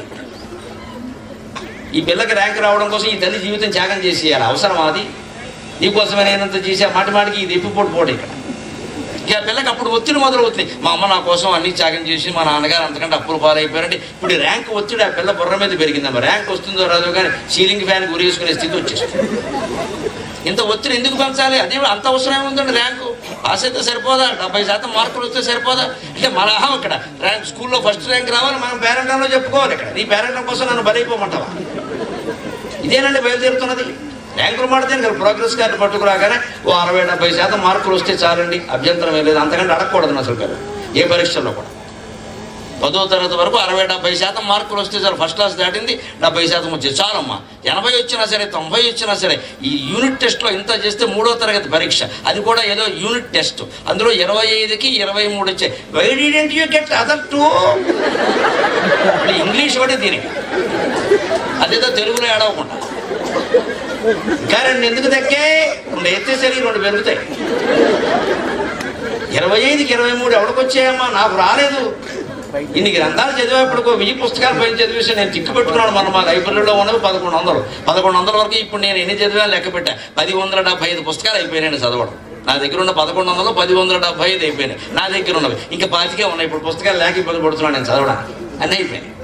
ఇంకా బయట పుస్తకాలు ఇంకో 3-4 వేలు ఉంటాయి. ఎవరి దగ్గర తీసుకున్నవి, క్లాసులో చదివినవి, పాఠాల కోసం చదివినవి, గ్రంథాలయంలో చదివి. నా సొంత గ్రంథాలయంలో నా ఇంట్లో ఉన్న 1160 పుస్తకాల్లో నేను 1120-30 వరకు చదివేసి ఇంకా 25-30 మించులు చదవడం. ఇన్ని చదివిన నాకు ఆశ్చర్యం ఏంటంటే 10th క్లాస్లో సహా, ఇంటర్మీడియట్లో సహా, డిగ్రీలో సహా ఏమీ ర్యాంకులు రాలేదమ్మా. పాస్ అవ్వడం కష్టమైంది. చెబితే బాగుంటుంది, పరుగు పోతుంది. కానీ సాధించవలసిన సాధించాం. ఆ మార్కులు ఎవరో చోట్ల. ఇప్పుడు నన్ను ఉపన్యాసానికి పిలిచేవాళ్ళు, అవధానానికి పిలిచిన వాళ్ళు, మీరు 10th క్లాస్లో పర్సెంటేజ్ అని ఎవరు అడగలేదు. కనీసం ఎంఏ కూడా అడగలేదు. నువ్వు పాస్ అయ్యావా అని అడగలేదు. నా పేరు ముందు డాక్టర్ ఉంటుంది, నువ్వు పిహెచ్డి డాక్టరా, వైద్యం డాక్టరా అని కూడా అడగలేదు. గౌరవిస్తూనే ఉన్నారు. గరికపాటి నరసింహారావు అంటే చాలా దానికి ముందు వెనక విశేషణాలు అవసరం లేదు. అందుకే ఇప్పుడు కొత్తగా ఓ పుస్తకం వేసాం, ఇష్టదైవం అని. మొత్తం దేవతా ప్రార్థనలన్నీ, మొత్తం కుమారస్వామి సహా గణపతి, శివుడు, పార్వతి, సరస్వతి అందరి మీద నేను అప్పుడప్పుడు అలాంటి పద్యాలు, ఒక 500 పద్యాలు ఉన్నాయి. ఆ పద్యాలన్నీ అందరికీ అందుబాటులో ఉండే. గుళ్ళల్లో తెలుగు వినపడుతుంది. నా బాధ అది. సంస్కృతం, మరాఠీ, అన్నీ హిందీ, ఉర్దూ, మనకి తమిళం కూడా వినపడుతుంది ఈ మధ్య బాగా. గుళ్ళలో తెలుగు ఒక్కటే. ఇప్పుడు ఎక్కడ వినపడకుండా భాష తెలుగు ఒక్కటే. అది గుళ్ళో లేదు, మళ్ళో లేదు, బళ్ళో లేదు, తల్లి ఒళ్ళో కూడా లేదు. అందుకని నాకు చాలా బాధ కలిగి మా అమ్మవారి మీద, మా శివుడి మీద నేను అల్లుకున్న పద్యాలన్నీ కొన్ని ప్రార్థన పద్యాలు కదా, అందరికీ ఉపయోగపడతాయని ఇష్టదైవం పుస్తకం వేసి అక్కడ పెట్టారు. స్టాల్లో సాగర ఘోష కావ్యం తాత్పర్యాలతో ఉంది. ఇష్టదైవం ఉంది. మా అమ్మ అని మా అమ్మగారి మీద ఇందాక పాడిన పద్యం సహా 100 పద్యాలన్నీ అర్థాలతో సహా ఉన్నాయి. ఆ ఇష్టదైవం పుస్తకం మీద ఏదో మొదట అచ్చు మీద అమ్మవారు బొమ్మ వేశారు. అక్కడ నా పేరు రాసి పైన కవి, మహాసహస్రావధాని, డాక్టర్ ఇవన్నీ రాశారు. మామూలుగా ప్రెస్ వాళ్ళు వేస్తారు కదా. నేను పిలిచి ఇవన్నీ అవసరం లేదు, అమ్మవారి పాదాలకు అడ్డంగా ఉన్నాయి, ఇవన్నీ పెడితే పాదాల దగ్గర వేసావు కదా, పాదాల దగ్గర ఆ పేరు ఒకటి చాలా, పుస్తకం ఎవరిదంటే తెలియాలి కదా, అందుకని గరికపాటి నరసింహారావు సార్ ఇవన్నీ తీసేయాలి. నాకు ఈవేళ భగవంతుడి దేవాల్లో భక్తి వల్ల పెరిగింది ఏమిటంటే ఈ కిరీటాలు ఏమీ అవసరం లేదు, ఆ పేరే చాలా ఎక్కువ చాలు, ఇంకేం అక్కర్లేదు. దానికి తోకలు, కిరీటాలు అవసరం లేదు. క్రమంగా వయస్సు ఎక్కువ అవుతున్న కొద్దీ మనిషి వీటిని వదిలించుకుందుకు సిద్ధంగా ఉండాలి. నన్ను ఎప్పుడో 10 బిరుదులు పెట్టలేదు, బయోడాటా అంతా చదవలేదు, నన్ను సగౌరవంగా పిలవలేదు, ఇవన్నీ అక్కర. మనం ఏం మాట్లాడామనేది ముఖ్యం. దానికి రావాలి, ఆ వైరాగ్యానికి రావాలి. ఇంకా మర్యాదలు ఏమిటి ఏవో ఉంటాయి, ఎవరు ఓపిక మేరకు వారు చేస్తారు. అందుకే ఆ పుస్తకం మీద నేను తీసే మన ఫోటో కూడా వేస్తాం. ఇదివరకు పుస్తకాలన్నింటి మీద వేసాం. భార్య పిల్లలు కూడా వేసాం. ఇంకెందుకు పెళ్లి చూపులు అయిపోయి ఇప్పుడు ఎందుకని చెప్పాను. పెళ్ళి నేడైన ఇప్పుడు కొత్తగా మన ఫోటో అవసరమా? నీకు నేను నచ్చాను, నాకు నువ్వు నచ్చావు, నచ్చకపోయినా చేసేది తీసే. ఇంకెందుకు ఈ ఫోటోలని ఏం వద్దు, ఒక పేరేంటి, నా ఫోటో కూడా వద్దని చెప్పాను. అమ్మవారి ఫోటో వేశారు, వెనకాల దేవతల ఫోటోలు వేశారు. అంతకంటే ఏమిటి, అమ్మవారిలోనే అందరం ఉన్నాం కదా. ఇది క్రమంగా రావాలి. అందుకని అవి డిగ్రీలు ముఖ్యం కాదు. అందుకని ఈ పిల్లల దగ్గర ఎప్పుడు కూడా 10 ఏళ్ళ దాసుల్లా చూడటం అంటే ర్యాంకుల గురించి కాదు, మార్కులు వస్తే చాలు. వాళ్ళకి అన్ని పనులు చెప్పండి, పని చేయడం కూడా ముఖ్యం అని చెప్పండి, బ్యాంకులకు పంపండి, కిరాణం కొట్టుకు పంపండి, పతంజలి స్టోర్స్కి పంపండి, అన్ని వాళ్ళనే తెమ్మనండి. లెక్కలు తెలుస్తాయి కనీసం. అయిపోయింది. ఇంకొక మాట చెబుతున్నా, తల్లిదండ్రుల కోసం గృహస్థాశ్రమంలో పెద్దవాళ్ళు ఇబ్బంది లేకుండా గుండెపోటు రాకుండా ఉండాలి అంటే ఒక్కటి నేర్చుకోవాలి. కష్టమైనా కానీ చెబుతా, నేను నేర్చుకుంటా, మీకు చెబుతా. పిల్లలకి 18 ఏళ్ళు దాటే అయిపోయింది. 18 ఏళ్ళు దాటిన వాడు ఎవడి మాట వినడు, ఎవడు చెప్పినా మారడు. వాడిని మార్చగలిగిన వాళ్ళు ఇద్దరు. ఒకటి వాడే, 2 దేవుడు, ఇంకెవరు లేరు. మా అబ్బాయి మాట వినడం లేదండి, వద్దు. ఇంకా చెప్పిన మాట వినడం వాడినే కొడుకు అంట, చెప్పిన మాట వింటున్నట్టు నటించేదాన్ని కూతురు అంట. పెద్ద తేడా.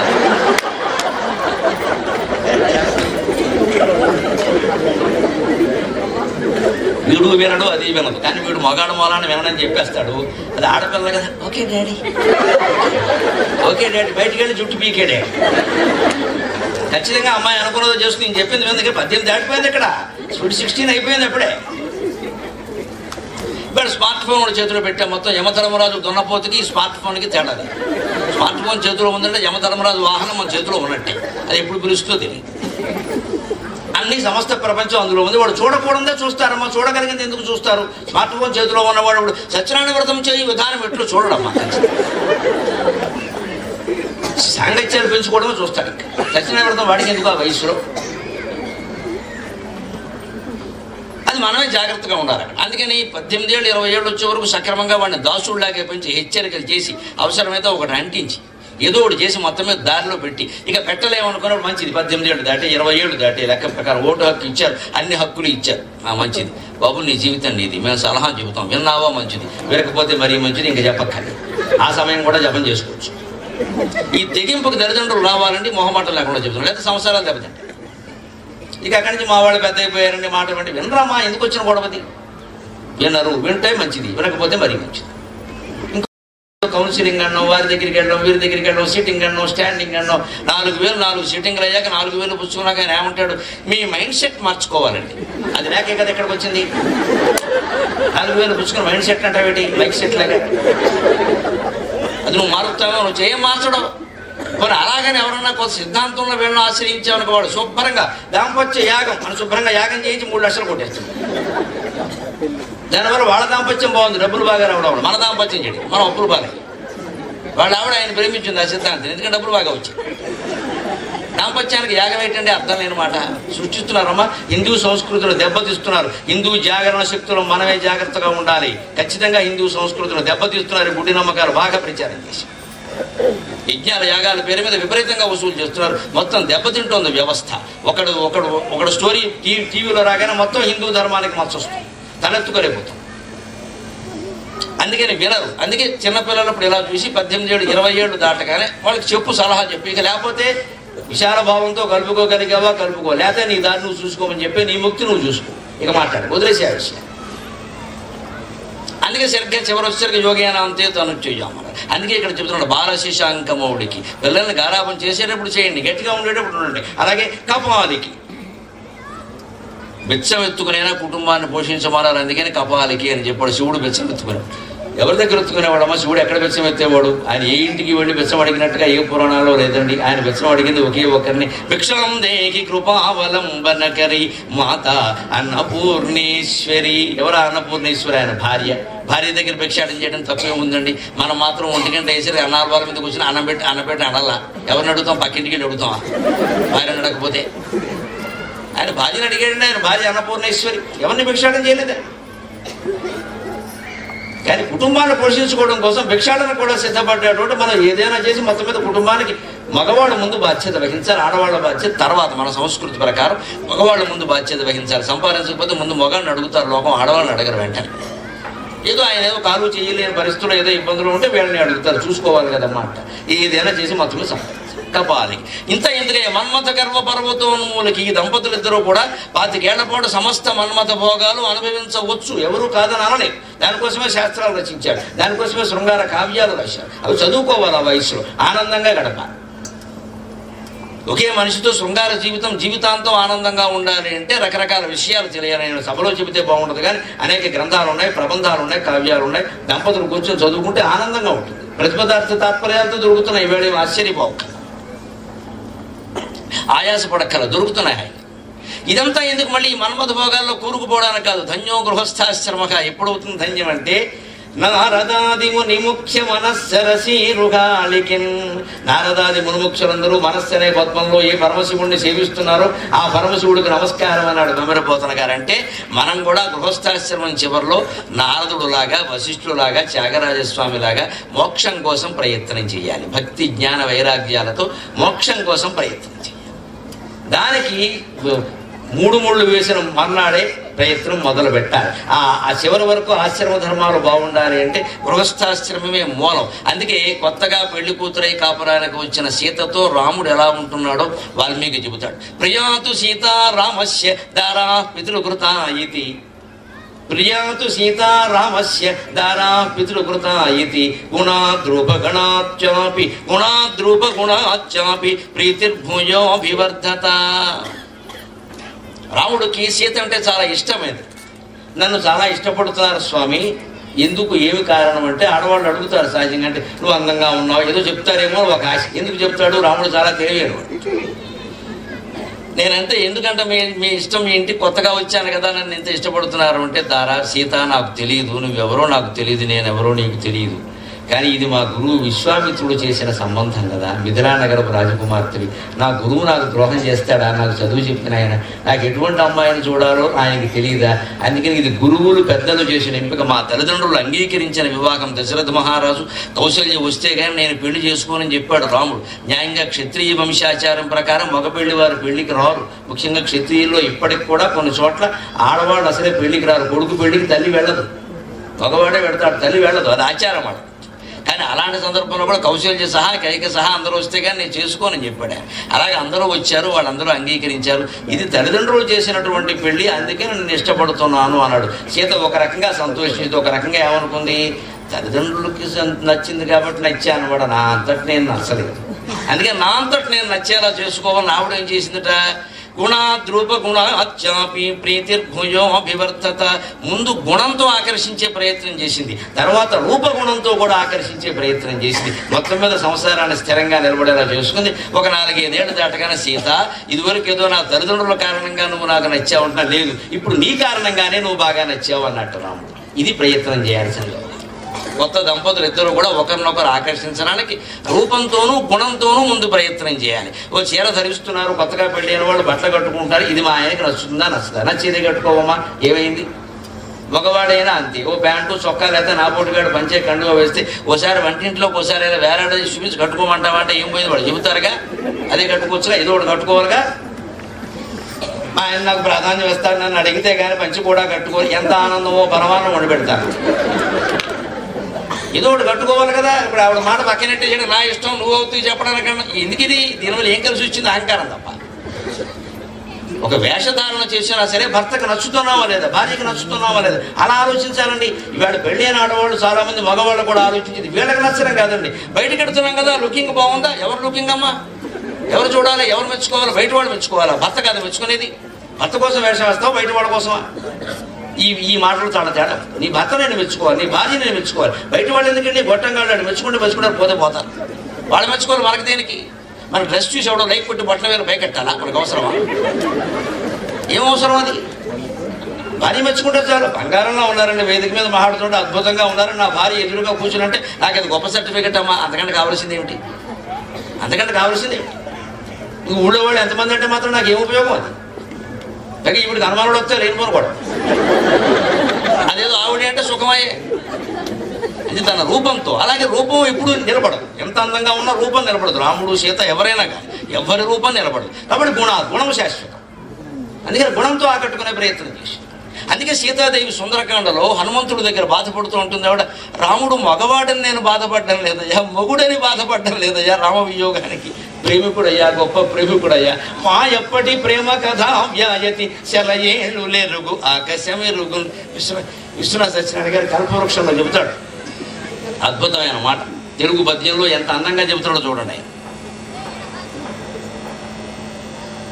హనుమా శ్రీరాముడు కేవలం ఒక మగవాడని, ఒక భర్తని, ఒక రాజుని నేను ఆశించట్లేదయ్యా, ఒక ప్రేమికుడయ్యా. మా ఎప్పటి ప్రేమ కథ వ్యాయతి శలయేళ్ళు నెరుగు ఆకాశమెరుగు, నా ఇప్పటి దుఃఖ కథ వ్యాయతి ఈ అబ్ది ఎరుగు ఆకాశమెరుగు, నా మా ఎప్పటి ప్రేమ కథ వ్యాయతి శలయేళ్ళు నెరుగు అబ్ది ఎరుంగున్, నా ఇప్పటి దుఃఖ కథ వ్యాయతి నా ఇప్పటి దుఃఖ కథ వ్యాయతి ఈ అబ్ది ఎరుగు ఆకాశమెరుగు. మేము ఇప్పుడు ఎంత సుఖంగా హాయిగా వనవాసనప్పుడు గడిపామో ఇద్దరం ఆలు మగలం ప్రేమగా, అది ఈ శలయేళ్ళకి తెలుసయ్యా. శలయేళ్ళు నెరుగు అద్రిజరుంగున్, అక్కడ శలయేళ్ళకి తెలుసు. శలయేళ్ళు హాయిగా కాడు చాకుని కూర్చునేవారు రాముడు సీత ఇద్దరు కూడా. వాళ్ళ వయస్సు, ఆయన వయస్సు 25 ఏళ్ళు, ఆవిడ వయస్సు 18 ఏళ్ళు. ఆ సమయం వనవాస సమయానికి ఆయన వయస్సు 25, ఆవిడ వయస్సు 18, 7 ఏళ్ళు తేడా ఉంది ఇద్దరికి. వాళ్ళు అక్కడికి వెళ్ళి ఆనందంగా గడిపేవారు, ఖాళీలా తపతప ఆడించుకుంటాను. వేరే పని ఏం లేదు, ఈయనకి రాజకీయాలు లేవు, మంత్రివర్గం ప్రమాణ స్వీకారం ఏం లేవు, అసెంబ్లీ సమావేశాలు గొడవ లేదు, తలాక్ బిల్లు ఆమోదించడం అసలు ఆ గొడవ లేదప్పుడు. అందుకని సుఖంగా కాళ్ళు చెప్పేసి కూర్చున్నారు అక్కడ. ఈవిడ అంతకంటే సరదాగా గడిపేశారు. అందుకే దాంపత్యం నిలబడింది. అందుకే ఆవిడ చెబుతోంది అప్పుడు శలయేళ్ళు లేరు. అంతేకాదు అద్రి ఎరుంగు, ఆ చుట్టుపక్కల ఉన్న కొండలన్నీ ఉన్నాయి, వాటికి కూడా తెలిసి. ఇప్పుడు చూడండి విశ్వనాథ వారి కవిత్వం, మనిషి సుఖానికి దుఃఖానికి తేడా ఎలా చూస్తాడు. ఈవిడ ఎంత ప్రేమగా గడిపిందో భర్తతో ఎవరికి తెలుసునా, శలయేళ్ళకి తెలుసునా, కొండలకి తెలుసునా. నా ఇప్పటి దుఃఖ కథ వ్యాయతి, ఈ సుందరకాండలో ఈ రావణాసుడు రోజుకో రకంగా బెదిరిస్తూ ఉంటే భర్తను కోల్పోయి, బంధువులను కోల్పోయి, ఒక్కరిని దిక్కు మొక్కు లేకుండా బతకాలో చావాలో కూడా తెలియకుండా నేను ఏడుస్తున్న ఏడుపు ఉంది. ఈ ఏడుపు ఎవరికి తెలుసా అనమా, ఈ అత్తి ఎరుగు ఆకాశమెరుగు, సముద్రానికి తెలుసయ్యా, నా ఏడుపు ఆకాశానికి తెలుసయ్యా. ఆశ్చర్యకరమైన విషయం పోలిక. సుఖమేమో శలయేళ్ళకి తెలుసా, దుఃఖమేమో సముద్రానికి తెలుసా. అంటే మనిషికి గడిచిపోయిన సుఖం శలయేరులా ఉంటుంది, నడుస్తున్న దుఃఖం సముద్రంలా ఉంటుంది. అది విశ్వనాథ, అది జ్ఞానపీఠం. అంటే కవిత్వం అంత గొప్పది. ఎంత బాగా చెప్పడుతుంది. మనిషికి ఎప్పుడు ఏంటి, ఎంత సుఖపడినా కూడా గడిచిపోయిన సుఖం ఉందే అది శలయేరులో ఉంటుంది, ఏదో చిన్నది లాగా. నడుస్తున్న దుఃఖం ఏదో ఉంటుంది, అది పెద్ద సముద్రంలో ఉంటుంది మీద పడిపోయినట్టుగా. నిజానికి ఏది ఒకటి, సుఖం దుఃఖం రెండు ఉండవు జీవితంలో ఎప్పుడు. రెండిట్లోనూ ఉన్నది ఒకే మాట. సంస్కృత భాష చాలా గొప్పది. సుఖం దుఃఖం మీరు గమనించండి, రెండిట్లోనూ ఉన్నది ఖం, సుఖం దుఃఖం. ఖం అంటే ఆకాశం, ఖం అంటే ఆకాశం. ఖే గచ్చేది ఇది ఖగహ, ఖగహ అంటే పక్షి, ఎందుకంటే ఆకాశంలో పెడుతుంది కాబట్టి. ఖం అంటే ఆకాశం, ఆకాశం అంటే ఆకాశం గగనం శూన్యం. అంచేది ఉన్న అనుభవం ఏదైతే ఉందో అది సుఖము కాదు దుఃఖము కాదు. నువ్వు సూ చేరిస్తే సుఖం, తూ చేరిస్తే దుఃఖం. ఏం చేరుతావు చేర్చు, అంతే. ఇది సుఖ దుఃఖాల సమన్వయం. ఏది సుఖం కాదు, ఏది దుఃఖం కాదు. ఒకటి క్లాసులో ఫస్ట్ ర్యాంక్ వచ్చిందండి, వాడు వెంటనే వెళ్ళి తల్లికి చెబుతాడు, నాకు ఫస్ట్ ర్యాంక్ వచ్చిందమ్మా ఎంసెట్లో, నాకు ఫస్ట్ ర్యాంక్ వచ్చిందమ్మా అంటాడు. వెంటనే పత్రికలు వాళ్ళని పిలుస్తాడు. వాడు ఓ స్వీట్ తీసి తల్లి నోట్లో పెడతాడు. పాపం అదే ఆఖరి ముద్ద, మళ్ళీ పెట్టాడు వాడు. ఈ తెల్ల మైకి మా వాడికి ఫస్ట్ ర్యాంక్ వచ్చింది, నాకు మెనపసోని పెట్టి నోరు బాగా తీరు, తర్వాత ఇంకా పెట్టడే, వాడు ఎక్కడికో పోతాడు. అది వాళ్ళకి సుఖమేనండి. సుఖం అంటే చెప్తాం. మరి అలాగే వస్తుంది అనుకుని రాకుండా 1 మార్కులో ర్యాంక్ పోయిన వాడికి దుఃఖమా కాదా? 1000కి 992 మార్కులు వచ్చాయి అనుకుందామండి. ఎవరికైనా ఫస్ట్ ర్యాంక్ అని వేశారండి పేపర్లో, వాడికి ఎంత సుఖం ఉంటుందో 991 వచ్చి ఆ మొదటి స్థానం కోల్పోయిన వాడికి అంత దుఃఖం ఉంటుందా ఉండదా? అంతకంటే ఎక్కువ దుఃఖం ఉంటుంది. ఆ సుఖాన్ని మించిన దుఃఖం ఉంటుంది, కేజీల్లో కలవగలిగింది. అందుకని ఎప్పుడూ మనిషికి సుఖం దుఃఖం అనేది లేదు, మన భ్రమ, మన మానసిక భావన మాత్రమే. రెండూ శూన్యాలే. మనమేదో కొన్ని ఆలోచనలు దానికి చేర్చడం వల్ల అది సుఖం అనిపించింది, కొన్ని ఆలోచనలు దీనికి చేర్చడం వల్ల ఇది దుఃఖం అనిపించింది. ఏం చేరుస్తావో నీ మనస్సులో ఉంది యోగ వాసిష్టం స్పష్టంగా చెప్తాం. అందుకే మనస్సులో ఆపదలు దుఃఖాలు అని అంటే దాని గురించి యోగ వాసిష్టం ఒక మాట ఉంటుంది. దంపతులు కనుక అనురాగంతో ఉండగలిగితే వాళ్ళని ఏమీ చెయ్యలేవు. నాథయో వ్యాధయో నైవ నాపదో నదురీతయక. యోగ వాసిష్టం నిర్వాణ ప్రకరణం ఉత్తరార్థంలో ఉంటుంది, అద్భుతమైన మాట. నాథయో వ్యాధయో నైవ నాపదో నదురీతయక కుర్వంతి మనసో బాధాం దంపత్యోరనురక్తయోగో. కుర్వంతి మనసో బాధాం దంపత్యోరనురక్తయోగో. దంపతులిద్దరూ అనురాగబంధంతో కలిసిమెలిసి ఉంటే వాళ్ళని నాథయక వ్యాధయక, అలాగే ఆపదక ఈతయక, ఇవి ఏమీ చేయలేడు. ఆది వ్యాధులు అంటారు. వ్యాధి అంటే శారీరక అనారోగ్యం, ఆది అంటే మానసిక వ్యాధి. ఆది వ్యాధులు అంటే అర్థం. వ్యాధి అంటే శారీరక అనారోగ్యం, జ్వరాలు కానీ ఇక క్యాన్సర్ల వరకు అన్నీ అందులోకి వస్తాయి.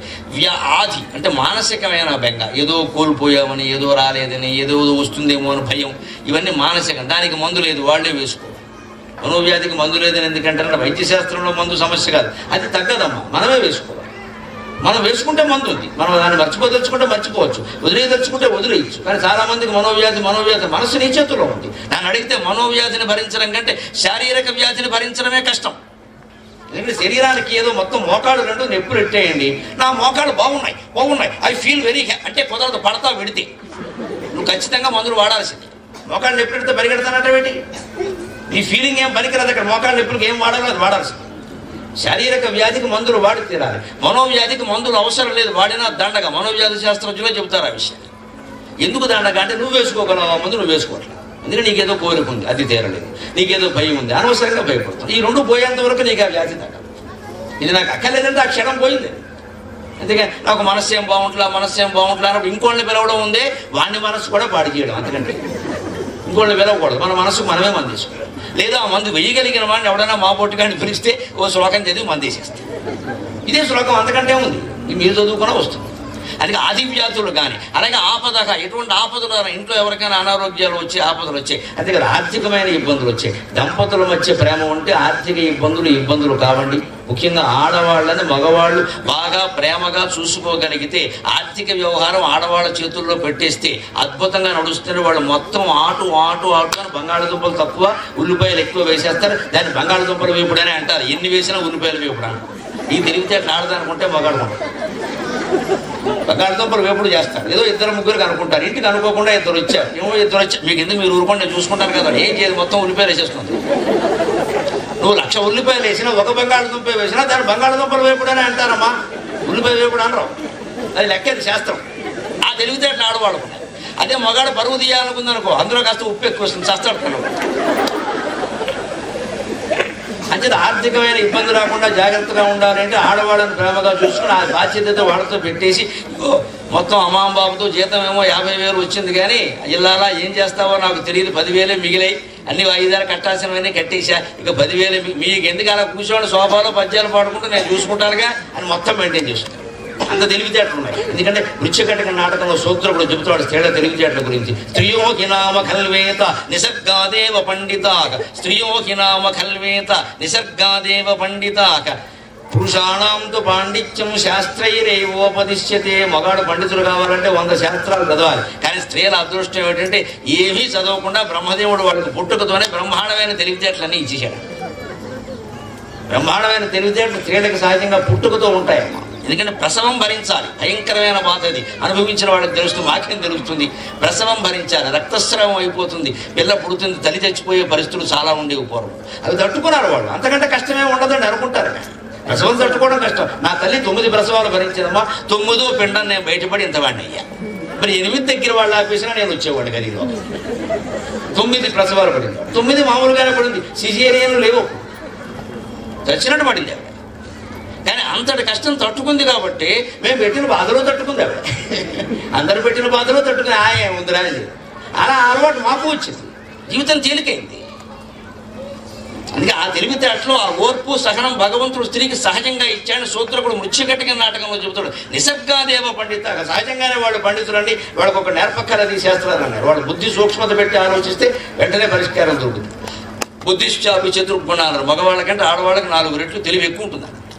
దుఃఖపడ్డామనే విషయం అప్పటి శరయాళ్ళకి తెలుసు, కొండలకు తెలుసు. ఇప్పుడు ఎంత దుఃఖపడుతున్నాననే విషయం సముద్రానికి తెలుసు, ఆకాశానికి తెలుసు. అంటే శరయ్యల కంటే సముద్రం పెద్దది, కొండ కంటే కూడా ఆకాశం ఎత్తైనదే కదా. నా దుఃఖం చాలా ఎక్కువగా ఉందయ్యా, మరిచిపోయిన సుఖం తక్కువగా ఉందని చెప్పడం. దాన్ని హనుమంతుడు విన్నాడు, నవ్వుకున్నాడు. తల్లి ఎంత దుఃఖంలో ఉందో ఆయనకు తెలిసింది. తర్వాత ఆ దుఃఖం తీర్చాడు, అది వేరే విషయం. ఇంకొక మాట మనం 1-2 మాటలు చెప్పుకుని 10 నిమిషాలు మనం సెలవు తీసుకుంటాం. ఇంకొక మాట మనం ముఖ్యంగా చెప్పుకోవాల్సింది, పిల్లల్ని పెంచేటప్పుడు కొనవలసిన వస్తువులను. మన వసుచరిత్ర కావ్యంలో భట్టుమూర్తి చెబుతున్నాడు, ఇవాళ వస్తువుల కోసం వేలకు వేలు ఖర్చు పెడుతున్నారు. ఇవాళ వాడు ఇంకా ఉయ్యాల్లోకి రాకుండానే వాడు ఉయ్యాల ఖరీదే 5,000 ఉంటుంది. రకరకాల వస్తువులు పిల్లల కోసం తయారు చేసి మమ్మీ డాడీ షోరూమ్ అని అమ్మేస్తున్నారు మొత్తం అంతా. పైగా పిల్లలు కొనమన్నాక కొనకుండా ఉండలేరు. పైగా ఈ కొనేది ఏమిటంటే టెడ్డీ బేర్ అని ఎలుగుబంటి బొమ్మలు అన్నీ కొంటున్నారు. ఇప్పుడు వీడియో ఎలుగుబంటిలో ఉన్నాడు, బాల ఎలుగుబంటి, మళ్ళీ వీడికో ఎలుగుబంటి, వాడు దాన్ని పట్టుకుని ఎడుతూ ఉంటాడు. ఇలా ఆ కొనేది కూడా రాముడు, కృష్ణుడు, సీత అందమైన బొమ్మలుగా, దశావతారాల బొమ్మలుగా, ఈ శని అవతారాలన్నీ వస్తున్నాయి. చైనా వాడి బొమ్మలు, అది కూడా పోనీ భారతీయుడు బాగుపడలేదు దీనివల్ల. ఇవేవీ అవసరం లేకుండా పిల్లల్ని పెంచడం ఎలాగో కృష్ణదేవరాయల కాలంలో ఉండి భట్టుమూర్తి ఆయన వసుచరిత్ర కావ్యం రాశాడు. ఆ వసుచరిత్రలో చెబుతున్నాడు ఒక నది శుక్తిమతి. కోలాహలుడు అని ఒక పర్వతాలు నదులు పక్కనట్టండి. కోలాహలుడు శుక్తిమతి. ఆయన వల్ల ఈవిడికి 2 పిల్లలు కలిగారు. ఆయన బాధ్యత లేని మనిషి పిల్లల్ని వదిలేసిపోయాడు. కానీ ఆ తల్లి పిల్లల్ని పెంచింది. తల్లికి బాధ్యత ఉంది. ఆ నదికి పుట్టిన పిల్లలిద్దరిని ఆవిడ ఎలా పెంచిందో చెబుతున్నాడు. మార్కెట్కి వెళ్ళలేదు, ఆంధ్ర బ్యాంక్ వాళ్ళని అప్పడగలేదు. ఆ 2 పిల్లలు నదిలో పెంచింది ఆవిడ. నదికి బయట వస్తువులు ఒక్కటి కూడా ఆశించలేదు ఆవిడ. నదిలో ఉన్న వాటితోనే 2 పిల్లల్ని పెంచింది, పసిపిల్లల్ని, ఏ ఆపద లేకుండా. ఎలా పెంచిందో చెబుతున్నాడు కవిత్వం రూపంలో. జలకములార్చి పండు జలజచ్చద పాళిక గప్పి తమ్మి సంకుల తెలితే నెలుగులిడి కృందరగల్ కదడించు కల్వ తొట్టెలల కుమారు కూతును ఘటించి భజించు నదీలలామ కోమల కుముదాగతాళిపుల మంజురవంబున జొలవాడుచు జలకములార్చి చిన్నపిల్లలకి స్నానం చేయించారు. నది కదా, నది నీళ్ళలోనే స్నానం చేయించారు. తల్లి కాబట్టి జాగ్రత్తగా చూసుకుంది. పండు జలజచ్చద పాడిక గప్పి స్నానం చేయించగానే బిడ్డకి చలి వస్తుంది కదా, అందుకని తెల్ల తామరపు రేకుల్ని పెట్టి వాటిని తువ్వాలుగా పెట్టి తుడిచింది. ఎంత అదృష్టం! టర్కీ టవల్ పెట్టి తొడవలేదు. తెల్ల తామర పూరేకులు పెట్టి ఒళ్ళు తుడిచింది. నదిలో తామర పూలు, కలువ పూలు ఉంటాయి కదా, వాటితో ఒళ్ళు తుడిచింది. పిల్లలు ఏమనుకుంటారు, మా అమ్మ ఎక్కడికి వెళ్ళలేదు, ఇక్కడ ఉన్న వాటితోనే ఎలా చేస్తుందో. ప్రేమ ముఖ్యం. పిల్లలకి తరగడాలు, పెద్ద పెద్ద గలీగులు, పెద్ద పెద్ద మంచాలు, వాడు చూడగానే అడిగి తెచ్చిపోయే బొమ్మలు అవసరం లేదు. దానికోసం ఖర్చు పెట్టడం, టాయ్ రూమ్ అనడం, ఈ బాయ్ని తీసుకెళ్ళి ఆ టాయ్లో పారేయడం, మనం కలిపేసుకుని మనం టీవీ చూస్తూ మనం కూర్చోవడం. మన చేతుల్లో పెరిగిన బిడ్డ, తల్లి చేతుల్లో పెరిగిన బిడ్డ సక్రమంగా పెరుగుతాడు. అందుకని జలకములార్చి పండు జలజచ్చద పాడికి గప్పి తెల్ల తామరపు రేకుల్ని తువ్వాలుగా ఉపయోగించింది, అదే దుప్పటిగా ఉపయోగించింది వెచ్చగా ఉండాలి. తమ్మి సంకుల తెలితే అని రుగ్గులుడు స్నానం చేయగానే బిడ్డకు ఆకలిస్తూ పాలను అడుగుతాడు, ఆకలి అంటాడు. అందుకని నదికి పాలు ఎక్కడి నుంచి వస్తాయండి, ఆవిడ స్త్రీ కాదు కదా, ఏం చేసిందిట, ఆ తామర పూల్లో కలువు పూల్లో ఉండే తేనెని ఆ తామర పువ్వు కలువు పూల్లోనే రేకులు తీసి వాటినే శంఖంగా మార్చి ఉగ్గు గిన్నెగా మార్చి వాటితో ఆ తేనె దాగించింది సహజంగా, ఎక్కడికి బయటకెళ్ళదు. ఆ తేనె దాగి పెరిగిన పిల్లలు ఎలా ఉంటారండి, తేనె దాగి పెరిగిన పిల్లలు ఎలా ఉంటారు. అందుకే మన సంప్రదాయాల్లో అడుగులు వేయడం మొదలు పెట్టగానే అరిసెల మీద నడిపిస్తారమ్మా పిల్లల్ని. మన సంప్రదాయం ఇది, తెలుగువారి సంప్రదాయం. ముఖ్యంగా అరిసెల మీద నడిపిస్తారు. ఎందుకని అరిసెల మీద నడిపిస్తారు? ఇంకే వేరే పిండి వంటలు లేవా, నడవకూడదు, ఎవడొద్దాని. ఓ స్మార్ట్ ఫోన్ అంటే దాని మీద అడుగు ఏమనొచ్చు కదా, పగిలిపోతుంది, కూడా వదులుకుంటుంది. ఇప్పుడు దాని మీద నడిపిస్తారు, అరిసెల మీద నడిపిస్తారు. ఎందుకంటే అబ్బాయి నువ్వు రేపు వేసే ప్రతి అడుగు ఈ ప్రపంచానికి తీపి పంచి పెట్టాలి నాయన, చేదు పంచి పెట్టద్దు అని చెప్పడానికి అలాంటి ఆచారాలు మనం. అందుకని ఉగ్గు తేనె దాగించిందండి, వాళ్ళు తేనె దాగిన పిల్లల్లాగే పెరుగుతారండి, వాళ్ళకి విషం పూసే అలవాటు రాదండి అసలు. కృందరగలు కదలించు కల్వ తొట్టెల కుమారు కూతును పఠించి భజించు నదీలలో. కాస్త కడుపులో పడగానే నిద్ర వస్తుంది కదా, పడుకోవాలనుకుంటారు. అందుకని ఆ కలవ పూల తొట్టెలు, అక్కడే కలవ పూలు కొంచెం విశాలంగా ఉంటాయి తామర పూల కంటే, వాటిలో పడుకోబెట్టింది.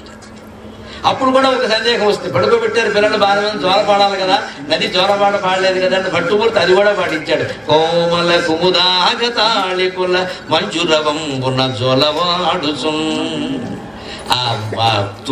పద్మాల్లో ఉండే మకరందం కారణంగా వాటిని ఆస్వాదించడానికి తుమ్మెదలు వచ్చాడు. అవి అక్కడ ఝుమ్ ఝుమ్ ఝుమ్ అని ఝంకారం చేస్తుంటే ఆ ఝంకార నాదానికి ఆ పిల్లలు ఆనందంగా పడుకున్నట్ట. అంటే బయట నుంచి ఒక వస్తువు తేకుండా నదిలో ఉన్నటువంటి పరికరాలు వస్తువులతోనే పిల్లల్ని అంత అందంగా పెంచింది. మనం ప్రేమ అనేటువంటి పెట్టుబడితో ఇంట్లో ఉన్న వస్తువులే ఉపయోగించి పిల్లల్ని పెంచలేమండి. పిల్లల్ని పెంచడం పెద్ద బడ్జెట్ అయిపోయింది వేళ. ఈ ఆలోచన చేస్తే మనం ముందుకెళ్ళాలి. ఇంకొక మాట, ముఖ్యంగా గృహస్థాశ్రమం బాగుండాలంటే మనం తెలుసుకోవాల్సింది, ఇవాళ ఒక దారుణమైన సంస్కృతి మన పిల్లల జీవితాల్లో ప్రవేశించింది. అందుకే సంపాదించని తల్లిదండ్రులను వాళ్ళు భారంగా భావిస్తున్నారు, భయంకరంగా భావిస్తున్నారు. పెళ్లి కూతుళ్ళు పెళ్లి కొడుకులు నెట్లో పెట్టుకుంటున్నారండి. ఈవేళ పెళ్లి కూతురు నెట్లో సంప్రదిస్తే ఆవిడ ఏం పెడుతోంది అంటే, మీ ఇంట్లో పాత సామాన్లు ఏమైనా ఉన్నాయా అని అడిగింది. వాడు పాప ఏం చెప్పారో తెలియక పాత సామాన్లు ఎందుకుంటాయి, మా నాన్నగారు ఎప్పటికప్పుడు పాత సామాన్లు బయట పారేస్తారంటే, మీ నాన్నయ్య పాత సామాన్ అంటే అర్థం అని చెప్పింది. పెళ్లి కూతురు దృష్టిలో అత్తమామలు పాత సామాన్లు అమ్మా ఈవేళ. అంతేకాదు ఇంకో కొత్త మాట ఈ మధ్య పుట్టించారు, స్టోర్ రూమ్ అంటారండి. అర్థం అవ్వాలి. స్టోర్ రూమ్ ఉందా అంటే స్టోర్ రూమ్లో పడద్దామండి, వాళ్ళు మనకి మన దగ్గర రావడానికి లేదు. ఈ ధోరణి ఎందుకు వచ్చిందండి? మనం ఆలోచిద్దాం ఎందుకు వచ్చిందో. వాళ్ళ మనస్తత్వాలు ఎందుకు మారే? వాళ్ళకి ఇదివరకు మేము మనం చదువుకునేటప్పుడు కలం వాడితే ఒక కాలంలో ఇంకు పోసుకునేవాళ్ళం. ఇంకు సీసా కూడా ఒకటి ఉండే. కాలం ఎప్పుడు ఒకటే. 6వ తరగతి నుంచి 7, 8, 3 తరగతులు అయ్యే వరకు మాకు వేరే కాలం లేదు, ఒకటే కాలం. 2వ కాలం కొనమంటే మా నాన్నగారు చదువు మానేమని. నీకు చదువుకు మళ్ళీ 2 కాలాలు ఎందుకు పని లేక. ఇప్పుడు ఏమొచ్చాయండి పెన్స్, యూజ్ అండ్ త్రో. అదేవిధంగా పేరెంట్స్ కూడా యూజ్ అండ్ త్రో, తోసాయి ఓల్డేజ్కో. ఉన్నంతకాలం వాడుకో, వాళ్ళ ఫీజులు వాళ్ళు కడతారు. వాళ్ళు కావాల్సిన వాడి బండి కొనిపించుకో, కారు కొనిపించుకో, పెళ్లి చేయించుకో, క్యాటరింగ్ పెట్టించుకో, అన్నీ అయ్యాక తల్లిదండ్రులు యూజ్ అండ్ త్రో, తోసిపారు. ప్రతి వస్తువు యూజ్ అండ్ త్రో. నేను టార్చరేట్ వాడుతూ ఉంటాను. ఇప్పుడు కూడా నాకు సంచులు ఉంది. నేను వెళ్ళేటప్పుడు చీకటి, నాకు పుస్తకం చదువుకోవడం అలవాటు. వచ్చేటప్పుడు నేను పుస్తకం చదువుకుంటూ వచ్చాను. నన్ను తీసుకొచ్చిన వాళ్ళు అక్కడ నేను పుస్తకం చదువుకుంటూ వచ్చాను, ఒక కావ్యం చదువుతూ వచ్చాను. ఇప్పుడు వెళ్ళేటప్పుడు కూడా నా ఇంటికి వెళ్ళడానికి 1 గంట పట్టచ్చు. నేను సమయం వృధా చేయాలి. నా తల్లి నాకు నేర్పింది. నేను పుస్తకం చదువుకుంటూ పెడతాను. నేను టార్చరేట్ పట్టుకుని పెడతాను. మొన్న ఎక్కడో ఒకసారి వెళ్ళినప్పుడు ఇలాగే ఓ టార్చరేట్ మర్చిపోయా, పట్టుకెళ్ళి నాకు దొరకల. మార్కెట్కి వెళితే యూజ్ అండ్ త్రో టార్చరేట్ వచ్చింది నాడు. ఇదేం గొడవరా బాబా, ఓ టార్చరేట్ ఎంత ఉంటుంది, దాంట్లో ఏవో సెల్స్ వేసుకుంటా కాదుట. ఒక్కసారే ఒకటో సెల్ కూడా వాడే వేస్తాట. అది టిక్కుమంట. ఏదో 2 రోజులు 3 రోజులు పెరుగుతుంది, అవతల బాగా. మొత్తం ప్లాస్టిక్ చెత్త ఎంత పెరుగుతుందంటే బయట. నేను కొనలేదు కావాలి. నా పాత టార్చరేట్ ఎక్కడ పోయిందో నేను వాళ్ళకే 2-3 ఫోన్లు చేశా. వాళ్ళు పాపం మర్యాదస్తులు నా ఇంటికి పట్టుకొచ్చి ఇచ్చారు. కారులో ఉంటుంది, ఎక్కడ పోతుంది నా వస్తువు నాకు దొరికింది. కానీ నాకు ఆశ్చర్యం ఎక్కడంటే టార్చరేటు use and throw, pen use and throw, అన్నీ యూజ్ అండ్ త్రో. తల్లిదండ్రులు కూడా యూజ్ అండ్ త్రో.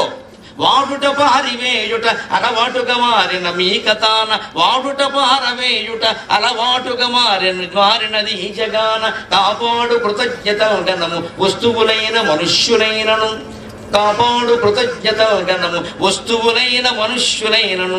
వాడుక బట్టి పుట్టెడిని వస్తువులు ఇంతకు ముందు, ఇప్పుడు వాడక బుద్ధి పుట్టెడిని వస్తువు చూచిన ఎంత చిత్రమవు. సాగర ఘోష కావ్యంలో రాశాను నేను. మన జీవితాలు ఎలా ఉన్నాయి. వాడడం పారివేయడం అనేది బాగా అలవాటైంది. అదే మనుషుల విషయాన్ని కూడా అలాగే ప్రవర్తిస్తున్నాం. మన అవసరాలు దిగానే అవతల బొమ్మని చెబుతున్నాం. మన ఇంట్లో ఏదైనా సేవ అవసరమైతే అక్కనో చెల్లెలను తోడలున్నో మేనలున్నో రమ్మంటున్నాం. అది అయిపోగానే వాడు భారంగా భావిస్తున్నాం. మళ్ళీ తిరిగి వాడి ఇంటికి వెళ్ళాలంటే వాడు కుదిరింది కానీ మనకు కుదురుతుందా అని మాట్లాడుతాం. వాడుకుని వాడేది కానీ. ఇది అలవాటు అవడం వల్ల ఏమైంది, వస్తువులు ఇదివరకు ఎంత వాడకం ఉందో దాన్ని బట్టి వస్తువులు పుట్టి. ఇప్పుడు అలా కాదు. మనం షాపింగ్ కోసం బయలుదేరుతున్నాం చూడండి. ముఖ్యంగా కుటుంబాల్లో ఉన్న వాళ్ళందరూ షాపింగ్కి బయలుదేరుతారు. కొంతమందిని మీ హాబీస్ ఏమిటి అంటే ఏదో టీవీ చూడడం, సినిమాలు చూడడం, ఈ మాట్లాడడం హాబీ అంటే పర్వాలేదు. Shopping is my hobby. ఆ మొగుడు ఎవడో ఆరిపోతాడు అనుమానం. షాపింగ్ నీ హాబీయా? చచ్చిపోవడవాడు. షాపింగ్ హాబీ ఏమిటమ్మా? అవసరమైతే షాపింగ్ చేయాలి కానీ షాపింగ్ హాబీయా అంటే అలవాటు. అంటే ఇప్పుడు ఏమీ పని లేకుండా కారు వేసుకుని ఒక్క సంచి కూడా పట్టుకెళ్లకుండా పెడుతుంది. అక్కడేవో 2 గేదెలు 3 దొనపోతులు కనపడతాయి. అవన్నీ సంచుల్లో పెట్టి పట్టుకొస్తుంది. ఇదంతా అప్పేగా. షాపింగ్ హాబీ ఏమిటండి? అవసరమే కొనాలి. ఇదివరకు వాడుకను బట్టి వస్తువులు పుట్టేవి. ఇప్పుడు అలా కాదు. వస్తువు చూసే ఇది మన ఇంట్లో లేదుగా అని వాడేస్తున్నాం. మనకు అవసరం ఉన్నా లేకపోయినా సరే. మన ఇంట్లో ఒక సోఫా సెట్ ఉంది. బయట పెద్ద పత్రికలో ప్రకటన వచ్చింది, ఇంత పెద్ద సోఫా, అదో పెద్ద ఏనుగు ఐరావతంలో ఉంది. దాని పక్కన 2 కుర్చీలు, ఓ చిన్న ఏనుగులు దిగ్గజారు. ఇవన్నీ కలిపి 2 లక్షలు అంటాడు వాడు. ఆ మాట పైన చెప్పడు. చాలా తక్కువలో వస్తుంది ఇన్స్టాల్మెంట్ అని ఓ చుక్క ఎడతాడు. ఆ చుక్క మనం చూడం. ఆ చుక్కలోనే ఉంటుంది మొత్తం. చూస్తాను కింద ఉంటాయి, షరతులు వర్తిస్తాయని ఉంటుంది. Conditions apply. అక్కడికి వెడితే సరిపోతుంది కండిషన్. అక్కడ 2 లక్షలు ఒకసారి అడగడు వాడు. మాత్రం 10-20 కడితే చాలు. తర్వాత నెలకు 5,000 అంటాడు. అందుకని మనం ఏం చేస్తాం, 1వ తారీఖు జీతం రాగానే సోఫా వాయిదా, టీవీ వాయిదా, మిక్సీ వాయిదా, అన్ని ఫ్రిడ్జ్ వాయిదా, చివరికి సుఖ సంసారం కూడా వాయిదా. ఈ వాయిదాల పద్ధతిలో వస్తువులు కొనకుండా డబ్బు ఉంటేనే వస్తువు కొంటాం, మన అవసరమైతేనే వస్తువు కొంటామని ఒక దోక పుస్తకాలు లాంటిది ఫోన్ దగ్గర ఎక్కడో బలమే పెట్టుకుని అవసరమైన వస్తువులేవో అక్కడ రాసుకుని అవసరమా కాదా అని 10 రోజులకు ఒకసారి ఆలోచిస్తే అవసరం అనిపిస్తే 2 నెలల తర్వాత కొంటే ఈ లోపు సగం వస్తువులు అవసరం లేదని అర్థమవుతుందమ్మా. మనిషి మనస్తత్వం. దాన్ని మనం అలవాటు చేసుకోవాలి. చివరిగా ఒక్క మాట చెప్పుకుని మనం సెలవు తీసుకుందాం. ముఖ్యంగా ఈ వాడటం బారవేయడం అనే మాట వాడడంలో నా ఉద్దేశం, పెద్దవాళ్ళైన తల్లిదండ్రులు ఇంట్లో లేకపోతే ఆ ఇంటికి శని పెట్టినట్టే లెక్క. మా ఇంట్లో మా అమ్మగారు ఉన్నంతకాలం, మా దురదృష్టవశాత్తు మా చిన్నతనంలోనే నాకు 24 ఏళ్ల వయసులోనే తండ్రి పోయాడు. నాకు తల్లి తండ్రి 2 ఆవిడ. మా అమ్మగారు మా ఇంట్లో ఉండడం వల్ల మాకు వైద్యం ఖర్చు లేదండి. ఆవిడ ఉన్నంత వరకు 91 సంవత్సరాలు బతికింది ఆవిడ 2012 వరకు. నేను కానీ నా భార్య కానీ పిల్లలు కానీ డాక్టర్ దగ్గరికి వెళ్ళి ఏదో ఊరికి అత్యవసరం అయితే చూపించుకొని రావడమే కానీ మందులు వాడే పని లేదండి. ఇంట్లో ఉండే ధనియాలు, జీలకర్ర, వెన్నపూస, పాలు, పెరుగు లాంటి మందులతో మా అమ్మ మొత్తం వైద్యం చేసేసింది. అంతటి వైద్యం ఇప్పటికి కూడా మా అమ్మ వయసు కదమ్మా, నా వయస్సు కొంచెం 60-70 ఏళ్ళు ఉన్నవాడు, నాకు ఇంకా 60-70-80 ఏళ్ళ వాడు మీ ఇంట్లో తల్లిదండ్రులుగా ఉంటే అది మన అదృష్టంగా భావించాలి. బంధువుల్లో ఉన్నా సరే అదృష్టంగా భావించాలి. వాళ్ళకి జీవితానుభవం చాలా ఉంది, చాలా చిట్కా వైద్యం చెబుతారు. దీనికి ఎందుకు ఇంత ఖర్చు?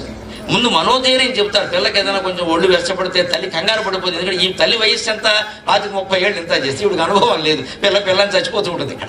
అందుకని ఈ 30 ఏళ్ళ ఆవిడ ఇంట్లో కనుక 60 ఏళ్ళ ఆవిడ ఉంటే ఊరుకోవే, మేము పడలేదా నీతోటి, ఇవంత కంగారు పడుతున్నావు, పిల్లల దాకా జ్వరం రాదా అని ఎవరు 2 మాటలు ముందు ధైర్యంగా చెబుతారండి. ముందు పిల్ల ధైర్యంగా ఉంటుంది, లేదా కంగారు పడిపోయి ముందు ఈవిడ పైన కిల్లర్ మింగేస్తుంది ఇక్కడ తల్లి. అటువంటి మంది వస్తున్నాయి. అదే పెద్దవాళ్ళు ఇంట్లో ఉంటే అది సుఖం అండి. ముందు వైద్యం అవసరం లేదు ఖచ్చితంగా. అంతేకాదు మనోధైర్యం, ఏమొచ్చినా సరే మేము తట్టుకున్నామని వాళ్ళ జీవిత అవసరాలు, వాళ్ళ జీవిత అనుభవాలు చెబుతారు. మగలుగోడి రేలు బగలుగోడ అనురాగ గంధము నలదు కొనుడు చిన్ని పాపలతోడ చిగురుటాకుల నీడ గుజ్జన గుళ్ళలో కుదురు కొనుడు చిన్ని పాపలతోడ చిగురుటాకుల నీడ గుజ్జన గుళ్ళలో కుదురు కొనుడు రాలిపోవక ముందే సోలిపోకుండగా మిగల మృగ్గిన పండ్ల మేలుగనుడు రాలిపోవక ముందే సోలిపోకుండగా మిగల మృగ్గిన పండ్ల మేలుగనుడు దానయ్యల దానములటులుంచి అవసరమునకైనా ఆదుకొనుడు దానయ్యల దానములటులుంచి అవసరమునకైనా ఆదుకొనుడు ఇది గృహస్థాశ్రమంబు ఇది ఈ జగత్తు నిలిచియుండంగా పోసిన నీరు నారు ఇది గృహస్థాశ్రమంబు ఇది ఈ జగత్తు నిలిచియుండంగా పోసిన నీరు నారు ఇది ఏ ఆత్మసాక్షాత్కార పదపదమ్ము ఇది ఏ ఆత్మసాక్షాత్కార పదపదమ్ము ఒట్టిద నిజరంగుము కానీ పట్టుకొనుము.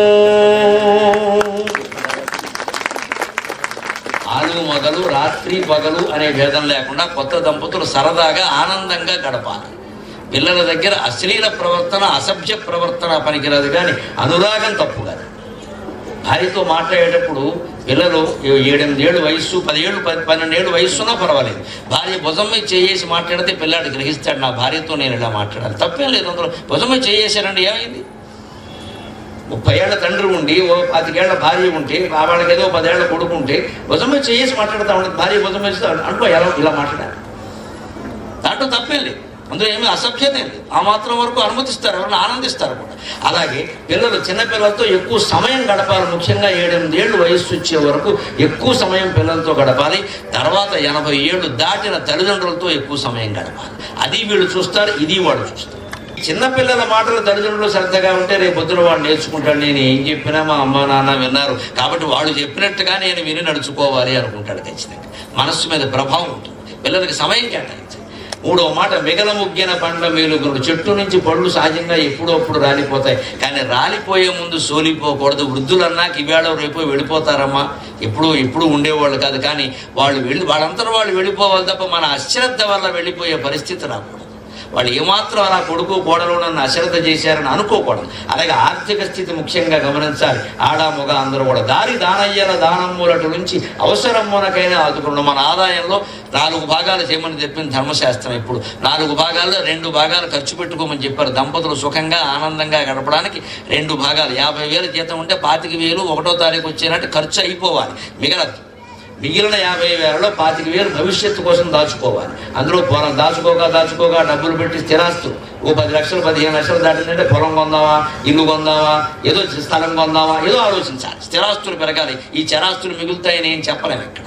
అలా నెల వచ్చిన ఆదాయంలో 4వ వంతు దాచుకోవాలి. అంతేకాదు 4వ వంతు దాన ధర్మాలు చేయమని చెప్పింది శాస్త్రం. ఈ జన్మకు కాదు, వచ్చే జన్మకు పెట్టుబడి. అది మోక్ష మార్గం చూపించేది అది.